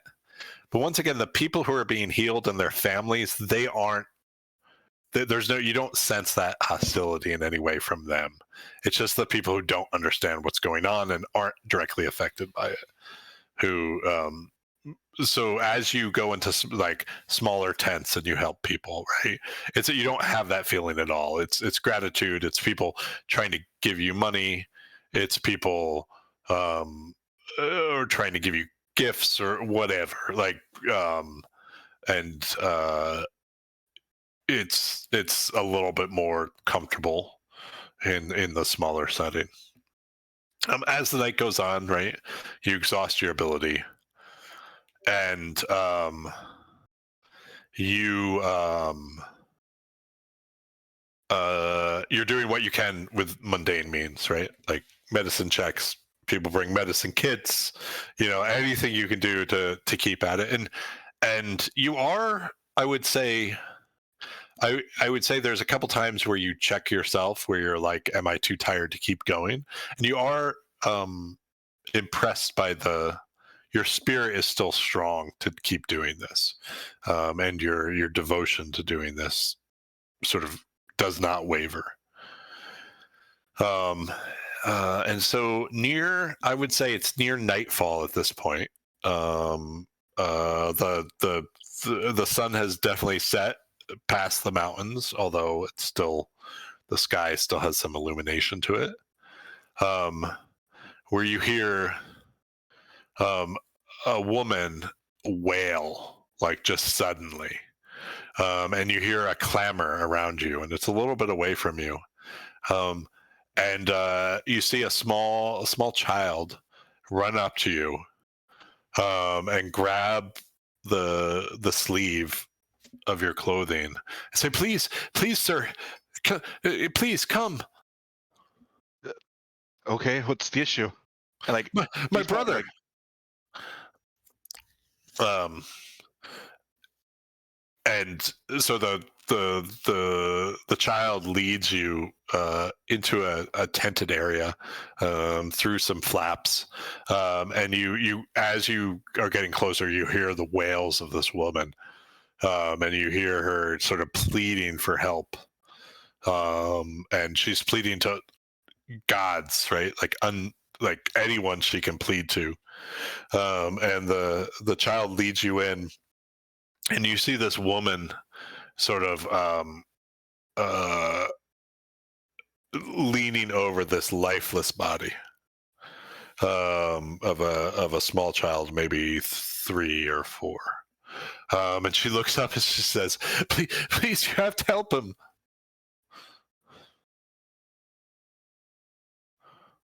Initial reaction, he would want to be taken aback of the current scene and start like sweat starting to be down because I don't believe he would know what to do. Okay. What do you want me to do? They say you can heal them. He's my only son. I don't know if I will try. Um. And so you're going to try to heal. Make me a medicine check real quick.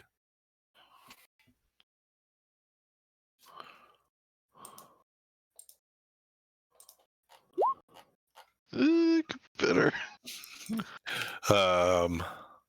You you lean down and the body's there's no, I wouldn't say visible signs, but of wounds or anything. But the body is fairly cold to the touch. And you get the sense that the child might the child might have been dead for a little bit. When did this happen? Did you come from the road? No, from the boats. He was sleeping. I went to wake him.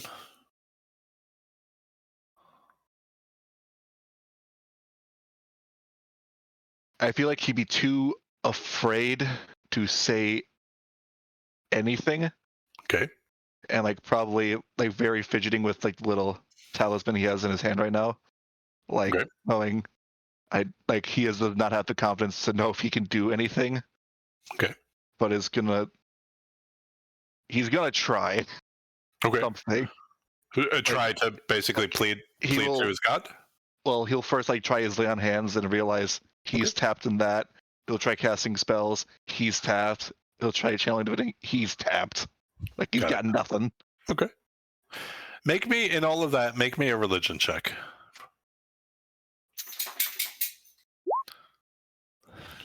That's right. Any rerolls, guys? Yeah. So now's the time to remind the audience that there are rerolls available down in the EXP store. Very new to this. Yeah. You can help a guy out with his religion check if you need. So the sort of whales, she grabs the child and now she's sort of rocking it in her arms, sobbing, and she's pleading. She's please. He's a good boy. He was so cold during the trip. I tried to keep him warm.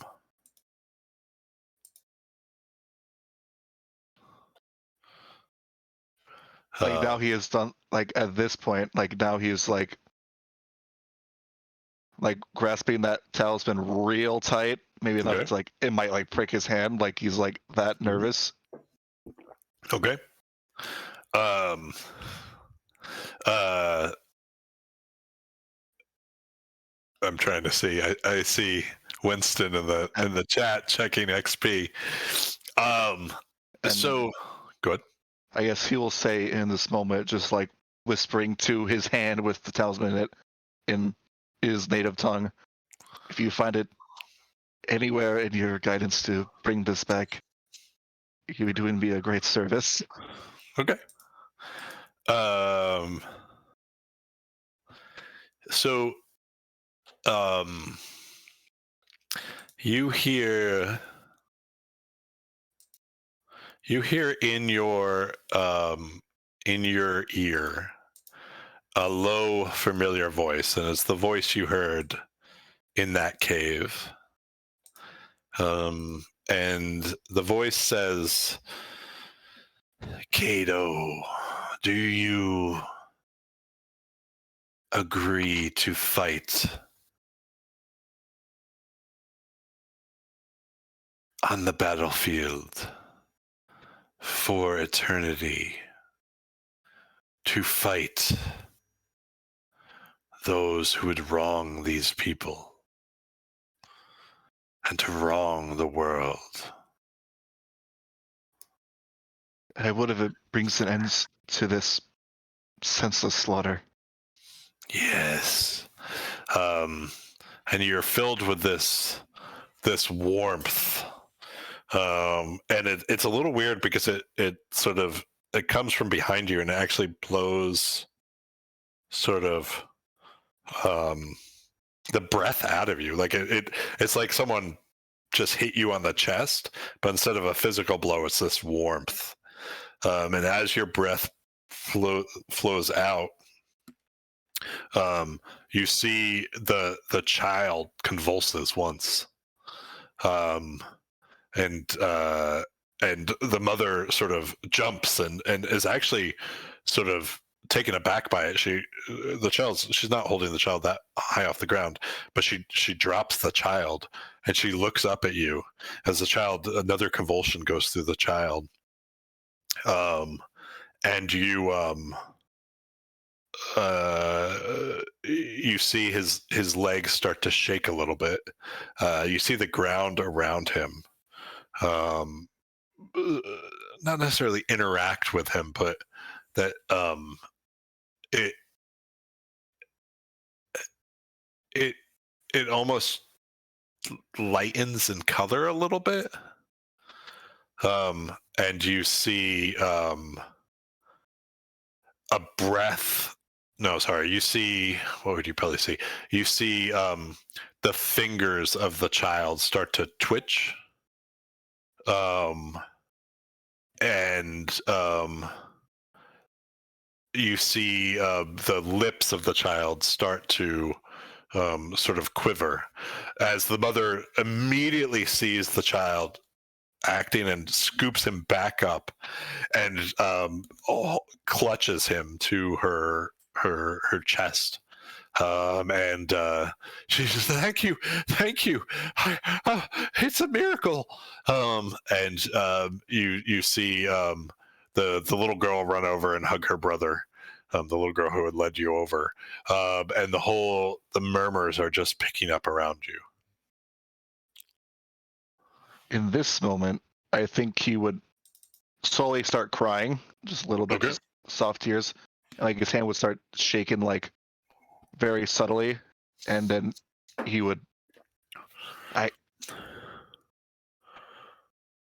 be well, and then he would leave. Okay. Okay. Leave. How far away from would you leave the camp completely? Would Kato leave just that area? Would he continue healing? I think he's had enough for one day. Okay. And he probably would return to his tents and just. Okay. Whew. Yep.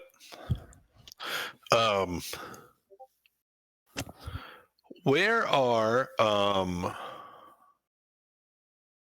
so it's getting to evening, right? And so you do have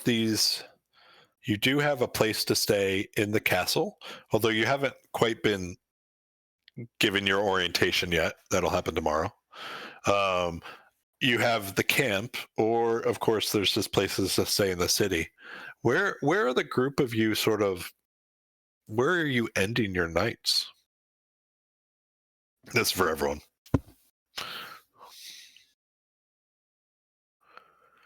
I think we were told we could use the barracks, right? They're in the castle. There is specific, and I sort of saved the tour to give you all at once. Yeah. And I'll do that in the morning after a long rest. But yeah, so you definitely have access to a place in the barracks if you want. I think that's where Cass was planning to, once Okay. finished the circuitous shopping trip, would head back to the castle for the meeting with the marshal and then end up planning to crash there. Okay. How about the rest of you?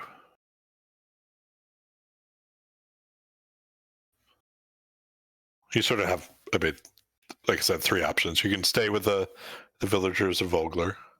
You can go to the new digs in the castle, or find something in the city.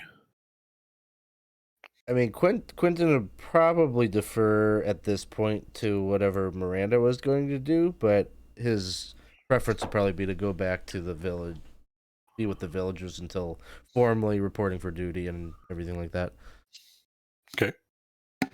Yeah, and I think Miranda would also, her instinct would be to go back to the villagers and just kind of check in on them and see, what's been happening since we've been gone. Okay. I think Brallin would first try to find Kato, and then eventually choose to sleep in the village or Okay. with the villagers. Okay. So Cass, you are in the castle, and the rest of you are out in the village. It sounds like. Did I get that right? No. Yes. So Cass, you the rest of your day sort of wandering back and forth, there are probably times, just because I get the sense that you would still stroll and just keep your head on a swivel. So there are times that you run into one of the 4 of them again, but not in a way like you're able to avoid them. But they're still out there, is sort of what. But they don't seem to pay any attention to you. I mean, they don't seem to see you, and you're able to avoid them, and you can sort of just go about your way. And now that you know who the 4 of them are, it's fairly easy to do that with your skill level. You find Darren in the castle, and Darren shows you to the suite of rooms that the are set aside for the group of you, and so you're able to lodge up there for the night. Quinton and Miranda, you make the trip back to back out of the city to where the villagers were, and you probably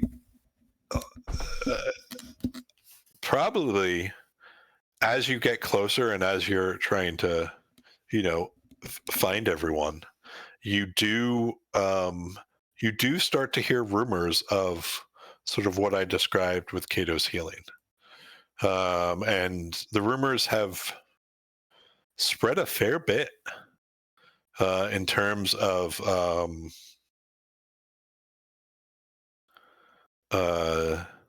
sort of what it is, right? The explanations for what happened range from Kato's a god, to Kato's a priest, to Kato's some sort of this is just fake magic, and he's some hoax, right? And so as you are sort of finding where everyone is and talking to the villagers, or you do know that's probably what you're running into. I should say none of you run into Baccharis. If that wasn't clear, he is definitely not. You all know he's definitely not in the village group. Quinton would be like walking, like as soon as if he overhears someone talking about Kato being a god, he'd like stop in his tracks, and be like, "Where did you hear that? Who's saying that? Where did that come from?" And just like question people along the way. Yeah, it probably takes, you probably hear it 2 or 3 times before you realize they're talking about Kato, because no one's using his name. Everyone's just saying, "Did you hear what happened?" And they're using the names of the injured, and just saying like he healed Bob. Like Bob couldn't walk yesterday, and now he can. So it takes a little bit to realize that they're talking about Kato. See, Miranda, I'm not the only one that thinks that this could be. I hear that you're not the only one, and you're apparently not the only one being touched by some sort of divine inspiration either. So, Miranda's actually a little uncomfortable with this because she, entertained Quinton's father's talk about the gods and all of that, but she kind of studied things as a, almost mythology situation. And now she's running through them in her head, like, okay, who are we dealing with here? If this is real, which one is it? And is trying to be like, it's fine, it's probably so good, but is not loving it. Okay. What am I doing here? Hold on. Okay. Brallin, you probably also have started to hear these rumors just because you haven't gone far, right? All day. And you probably might have even witnessed some of what Kato's doing. And while you seem to have some of the same abilities, it's hidden in a way, right? Like it's not quite as dramatic as his. And so how would Brallin be sort of reacting to knowing all this is going on? Well, he's a bit excited for Kato. Okay. And I think if he actually saw these things happening, he would maybe think not to tell everyone, because the first thing he wants to do is correct them and say, no, that's Kato. That's his name. His name is Kato who's doing all this. Right? Okay. His tent is right over here. But I think him seeing it and reading it a little bit better, he'd probably want to go and keep quiet and find Kato and talk to him. Okay. Easy enough to find. Kato, I assume you left far. You didn't go in, or did you go into the city? I say in the camp. Just try to keep a low profile. I'm just gonna hide in my tent. Yeah. So I think you would know where to find him or where to. He'd kind of go and just say, he'd kind of reach up in the tent and say, Teacher Kato. A very audible sigh. Good morning. Are you okay? I'm coming in. It's still evening. Yeah. Sorry. Yeah. Okay. Yeah. Well, I'm assuming that he's kind of laying down, right? Are you laying down? No, he would probably be like sitting up, like have like a little box or something that he's writing a piece of paper on. Okay. Well, he's like, may I come in? And he doesn't wait. He just comes in and takes a seat and, well, you're making quite a name for yourself out there, buddy. Is it real? Well, I think so. Everybody's talking about you. What I I did. was this close to telling them who you were. Do you want me to do that? What I did, I mean. Well, I did those. It couldn't have been. Those people are real, and those. You tell. I mean, you know better than me. You're the one touching those cuts and whatnot. I mean, he was dead for hours. Oh, what do you mean? And he probably wouldn't know about this particular situation. What do you? What? Nothing. Yes? You want something? No, that's for you was dead for an hour. Who was dead? Nothing. Forget about it. Oh, What do you need? You were saying I something? mean, Teacher? Why am I a is- teacher? well, okay. First off, are you telling me, as a teacher, to not ask you about this?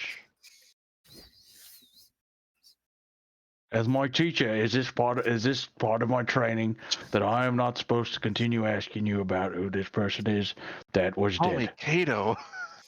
Kato. Not right now. Okay. All right. Yes. First teaching, got it. Second, you got any meat?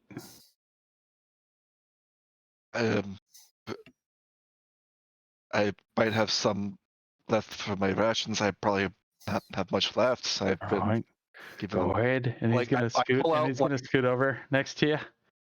Like, I probably reach into my bag and pull out like the one ration I have left. All right. It's like, here, there might be some turkey in that one. I didn't really check which one I got. I'm sorry. I already named her. Name 2. Well, your little buddy. I have a little. And then he's gonna You open his. are not talking about. Gonna reveal the little drake that's kind of been hiding. What Hey. the? It's not mine. What? You just have it on you? Oh, Did you have it on you this entire time? Were you just like no, played a no. trick on me? No, I talked to some man, some older man, and he was telling me that that might be best that we feed him and whatnot, and I figured he needed they needed a name, and it's Gertrude. Gertrude. Gertrude. Yes. Like, probably still looking at it. He's still like little, just like put off by it because it's giant acid breathing lizard in the same room that mauls other things. Cute. Huh? Like Gertrude. I'll ask about the Gertrude part later. And he'll hand you his ration. All right, and then he'll. Well, oh, no. I want you. He's gonna lie. He's gonna say, "Yeah, no, I've done it. It's real safe. Go ahead and just feed. Feed What? him. How? Just do I- hold out your hand. Just hold out my hand? Yes.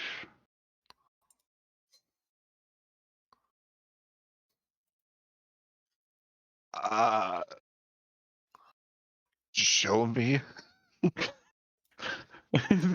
Just grab your hand and hold it out with the food out. All right, go ahead. Hungry? You're hungry, right? You haven't eaten. He hasn't eaten since. And he's seen this thing up close, like spewing acid and melting flesh in front of him. He's like, I don't know. It's good. Just don't move. I Just think don't move. I'm assuming that everything's gonna be fine. You're assuming. Right. Right. And like he's talking, like his lips are moving, but his mouth is not. It's like talking through your teeth. Mm-hmm. Oh, now, I've no sudden movements with the meat. I'm assuming that they don't like that. I don't know. Personally, I have not fed it myself. Here we go. You haven't fed it yourself. Does it take the meat and Yeah. Oh, yeah. No, absolutely. It just doesn't like good berries. Yeah, no problem. You can't quite get it to do the tricks the old man were doing, but yeah. The raid. I'm Butterbean. That is very freaky. Oh, where's your little buddy too? Oh, you know, you know you're doing good things out there. You know that, right? I'm just trying to do my duty. Anyways, have you seen Quinton, Miranda, or Cass at all? I think Uh, Russ would be right about the time that Quinton and Miranda would be like coming towards the tent, coming in like in on the Drake just eating out of his hand, and Oh wow! oh no! Oh God! Oh, sorry. He's gonna. He's gonna. oh, It's not what it looks like. so Miranda is just gonna look at the three of them and be like, "What have we gotten ourselves into?" And it's just like, We swear we were gonna come and find you. It's not what it looks like. It looks like you're a god. Yeah. What? Haven't you heard that? Everyone's talking about it. It's not just me. It's not just him this time. He's right. They are all saying that about you. Oh, great. I'm not. Still not. You're not. Kato? Yes, Miranda. Oh, sorry. Where my matters, and like he'll like hop off his seat, and then offer like he'll take a piece of paper, put that away. He'll offer his like box and where he was sitting. If you want to sit, you can sit there. I'll just stand. You are such a gentleman, but no, I'm a little bit. I'm kind of pacing a little too nervous energy. Kato, did you happen to make any kind of agreements with any higher being?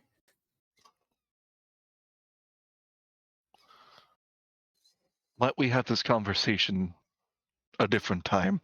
I don't feel comfortable right now.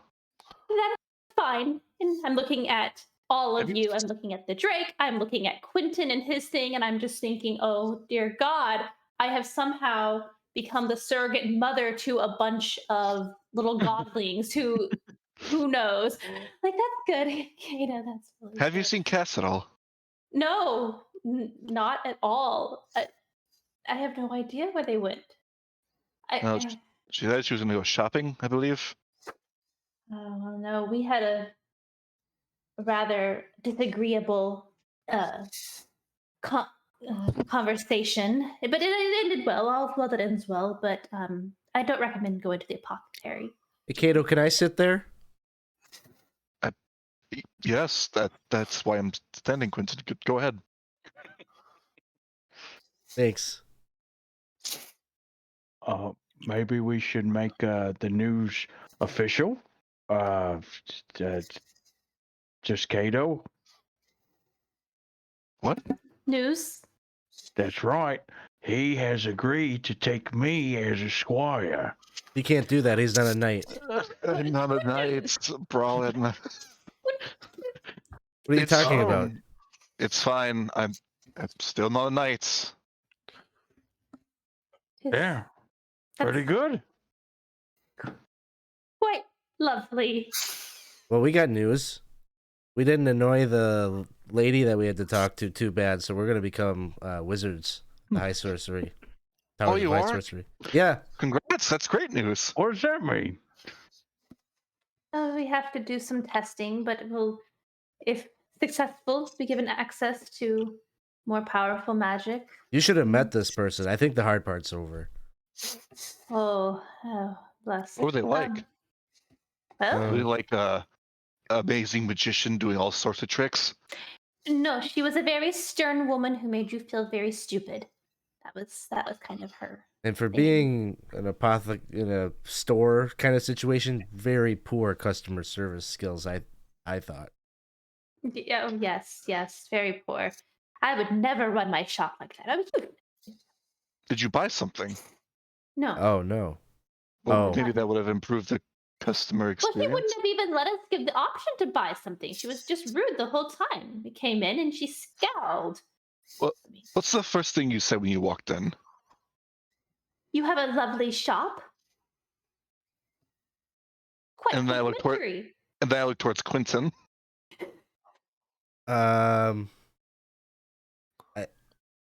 I think I got really direct and to the point.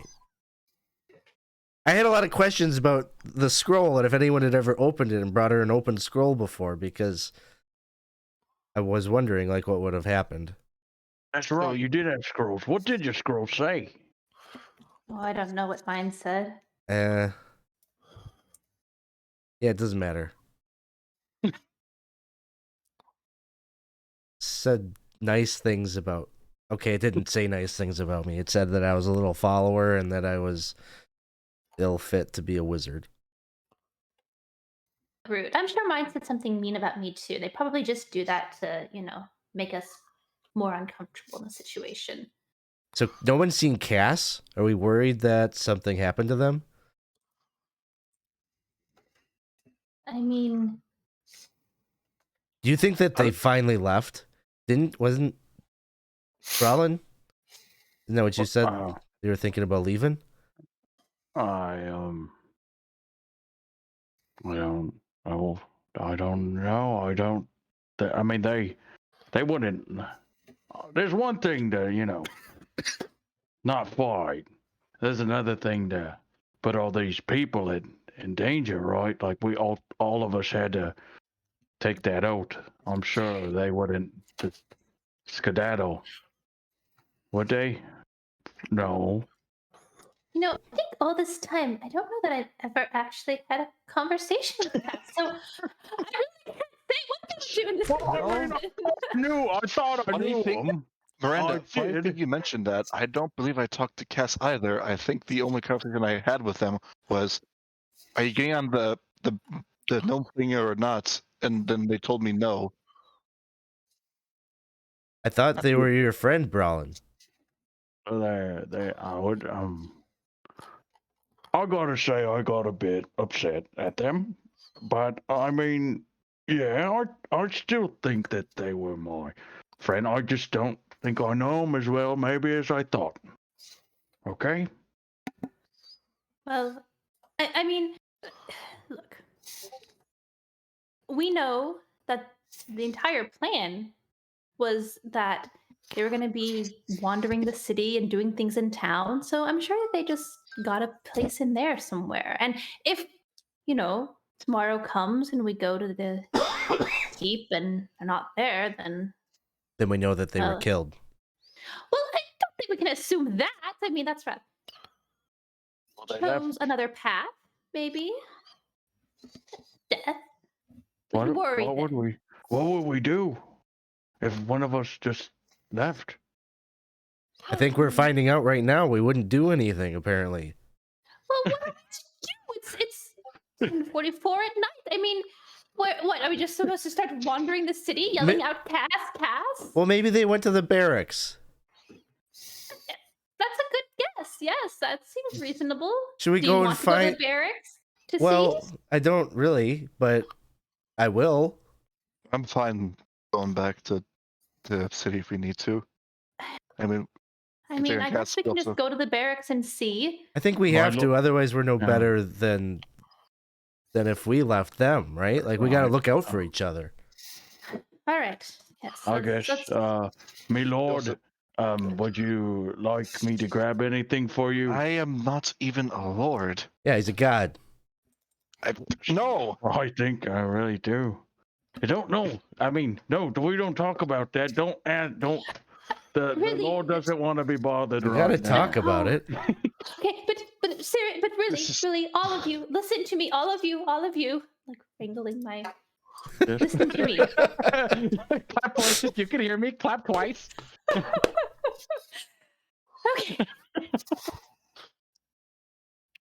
It is going to be difficult to fly under the radar, as it were, at this point, but we do need to try to avoid drawing attention to ourselves as we move through the city, as we move through the village. I mean, they know what Kato can do. I mean, they know more than we know. I honestly just heard some whisperings, but don't refer to him as a god or a lord or anything like that as we move. It tends to not end well for people.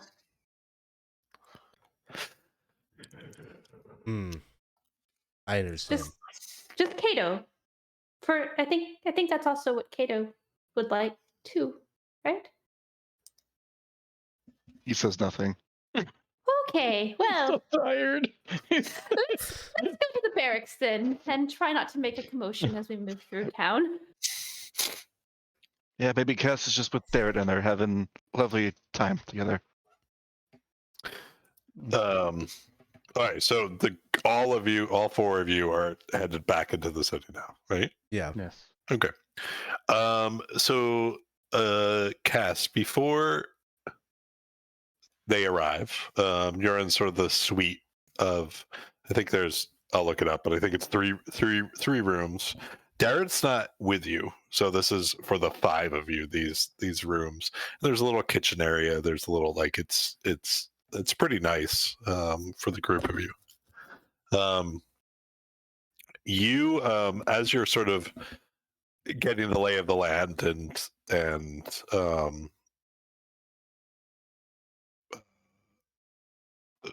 just relaxing, whatever Cats does in their spare time. You do at one point hear movement on the outside of your door, the door leading into the suite. Someone is there, but they're not. There's no knock. There's no anything. Cass would probably draw a dagger Okay. and whatever way the door opens would be behind where the door would open. So when they open the door, it would appear the room is empty. Okay. Are you opening the door, or you're waiting for them to open the door? Waiting. And Yeah. just as a point of order, we don't have to like RP it or anything, but we could do it offline. Cass would have tried to buy some stuff in the market and Yeah, totally possibly fine. 5-finger discounted some stuff in the market.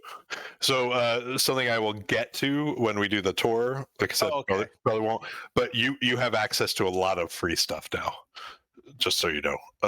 In terms of the supplies of the castle. But yes, we can get to that. But for the purpose of what you would have right now, is there something specific you would want? Mostly just more crossbow bolts and Okay. healing potions. Totally. Healing potions we'll get to, but totally good. You won't need them for this. Door doesn't open. You hear nothing on the outside of the door. And I can't. Can I hear breathing? Can I Nothing. hear? Nothing. So I heard footsteps leading up to the door. They stopped. And then now you've heard nothing. Cass would go down and try to look under the door if there's a gap to see how many feet there- are on the other side. There is a gap. There's no feet, but in the middle of the door, something small, maybe 2-3 inches, is blocking underneath the gap of the door. Not fully blocking, but there's something there.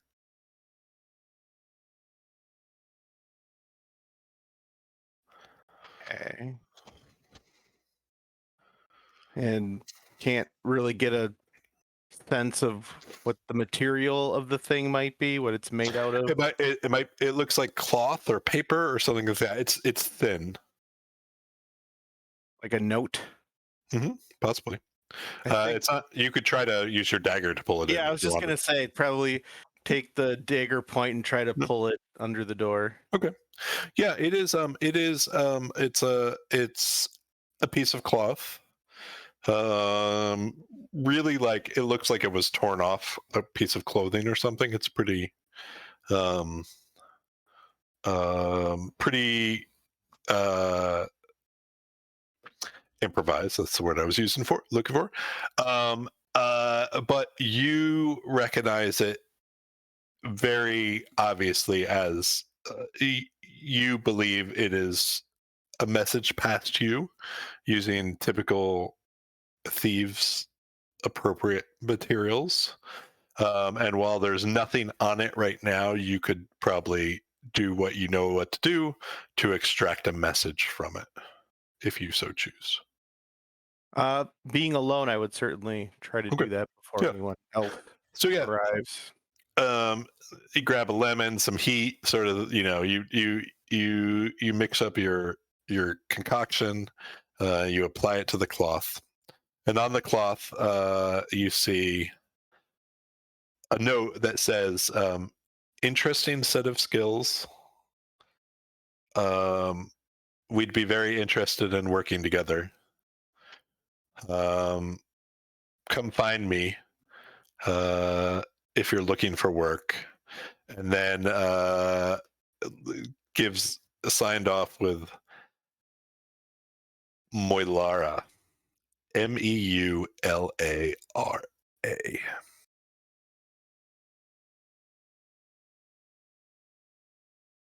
All right, Cass would commit it to memory, not that it's very long, and then burn it, destroy it. Okay. Yeah. The group of you, a short time later, are able to get up to the castle. You see these suites now. I mean, it is extremely, excuse me, extremely spacious for the group of you. And yeah, you make yourself at home.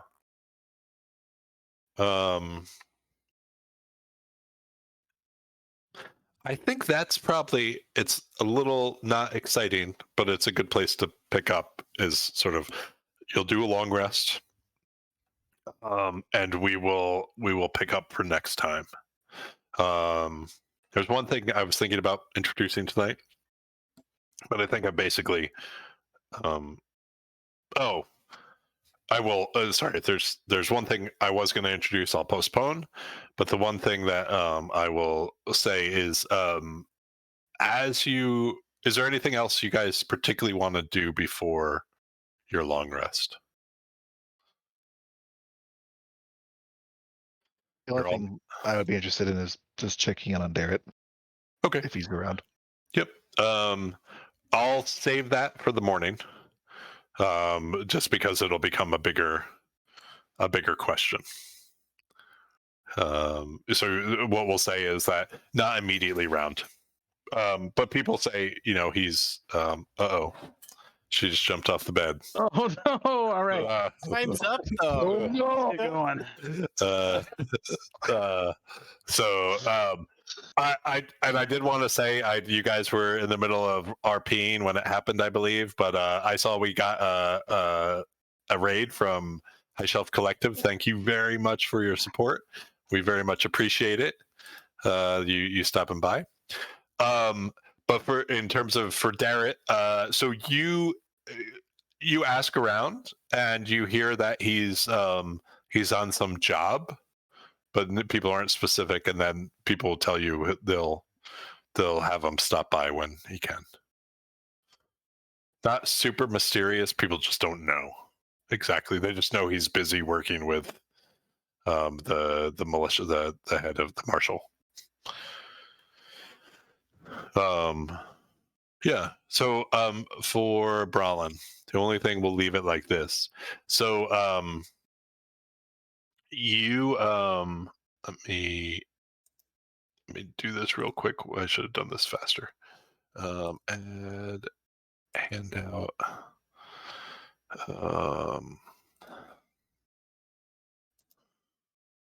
Nope. Okay, give me 1 second. Oh wait, maybe I put it over here. Did I?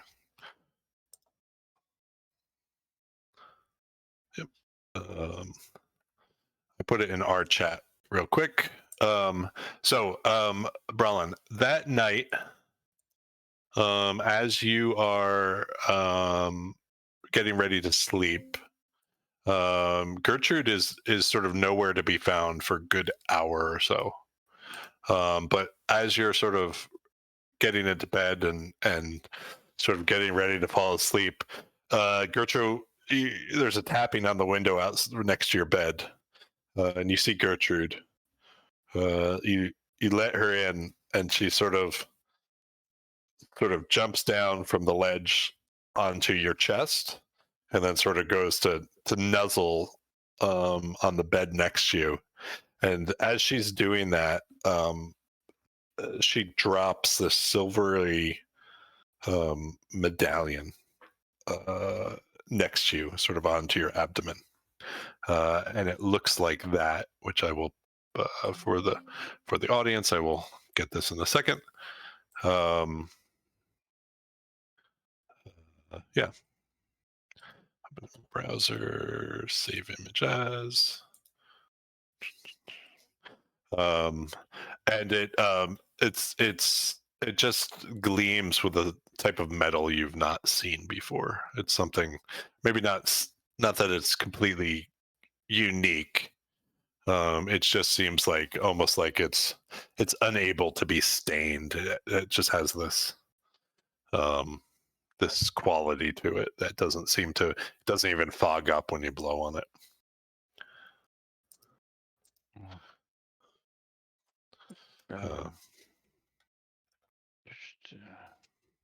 This for me? Lets out a yawn and then falls asleep.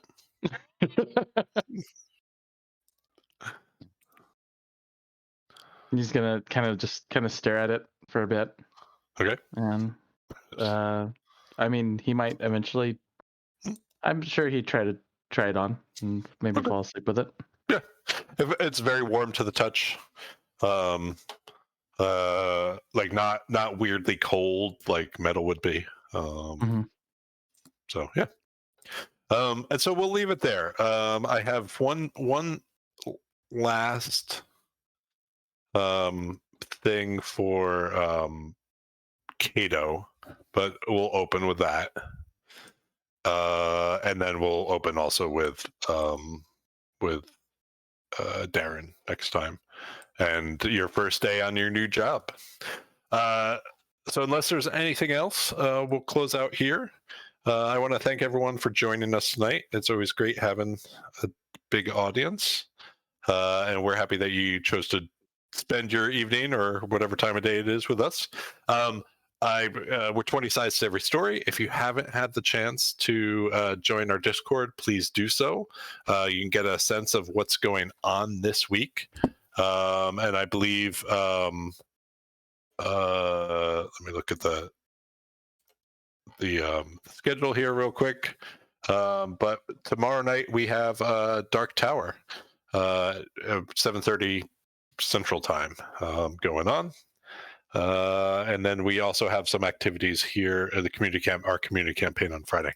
So if you haven't subscribed or if you haven't followed to the 20 Sides this channel, please do so and you'll get notifications when those things come on. Join our Discord channel if you haven't, so you can hear about all the other things we do. We will be back next week, same time, and we'll pick up from where we left off. So with that, I'm going to say good night to everyone, and we will talk to you soon. We're going to raid Jarl of Goats. Woo! So, thanks, guys.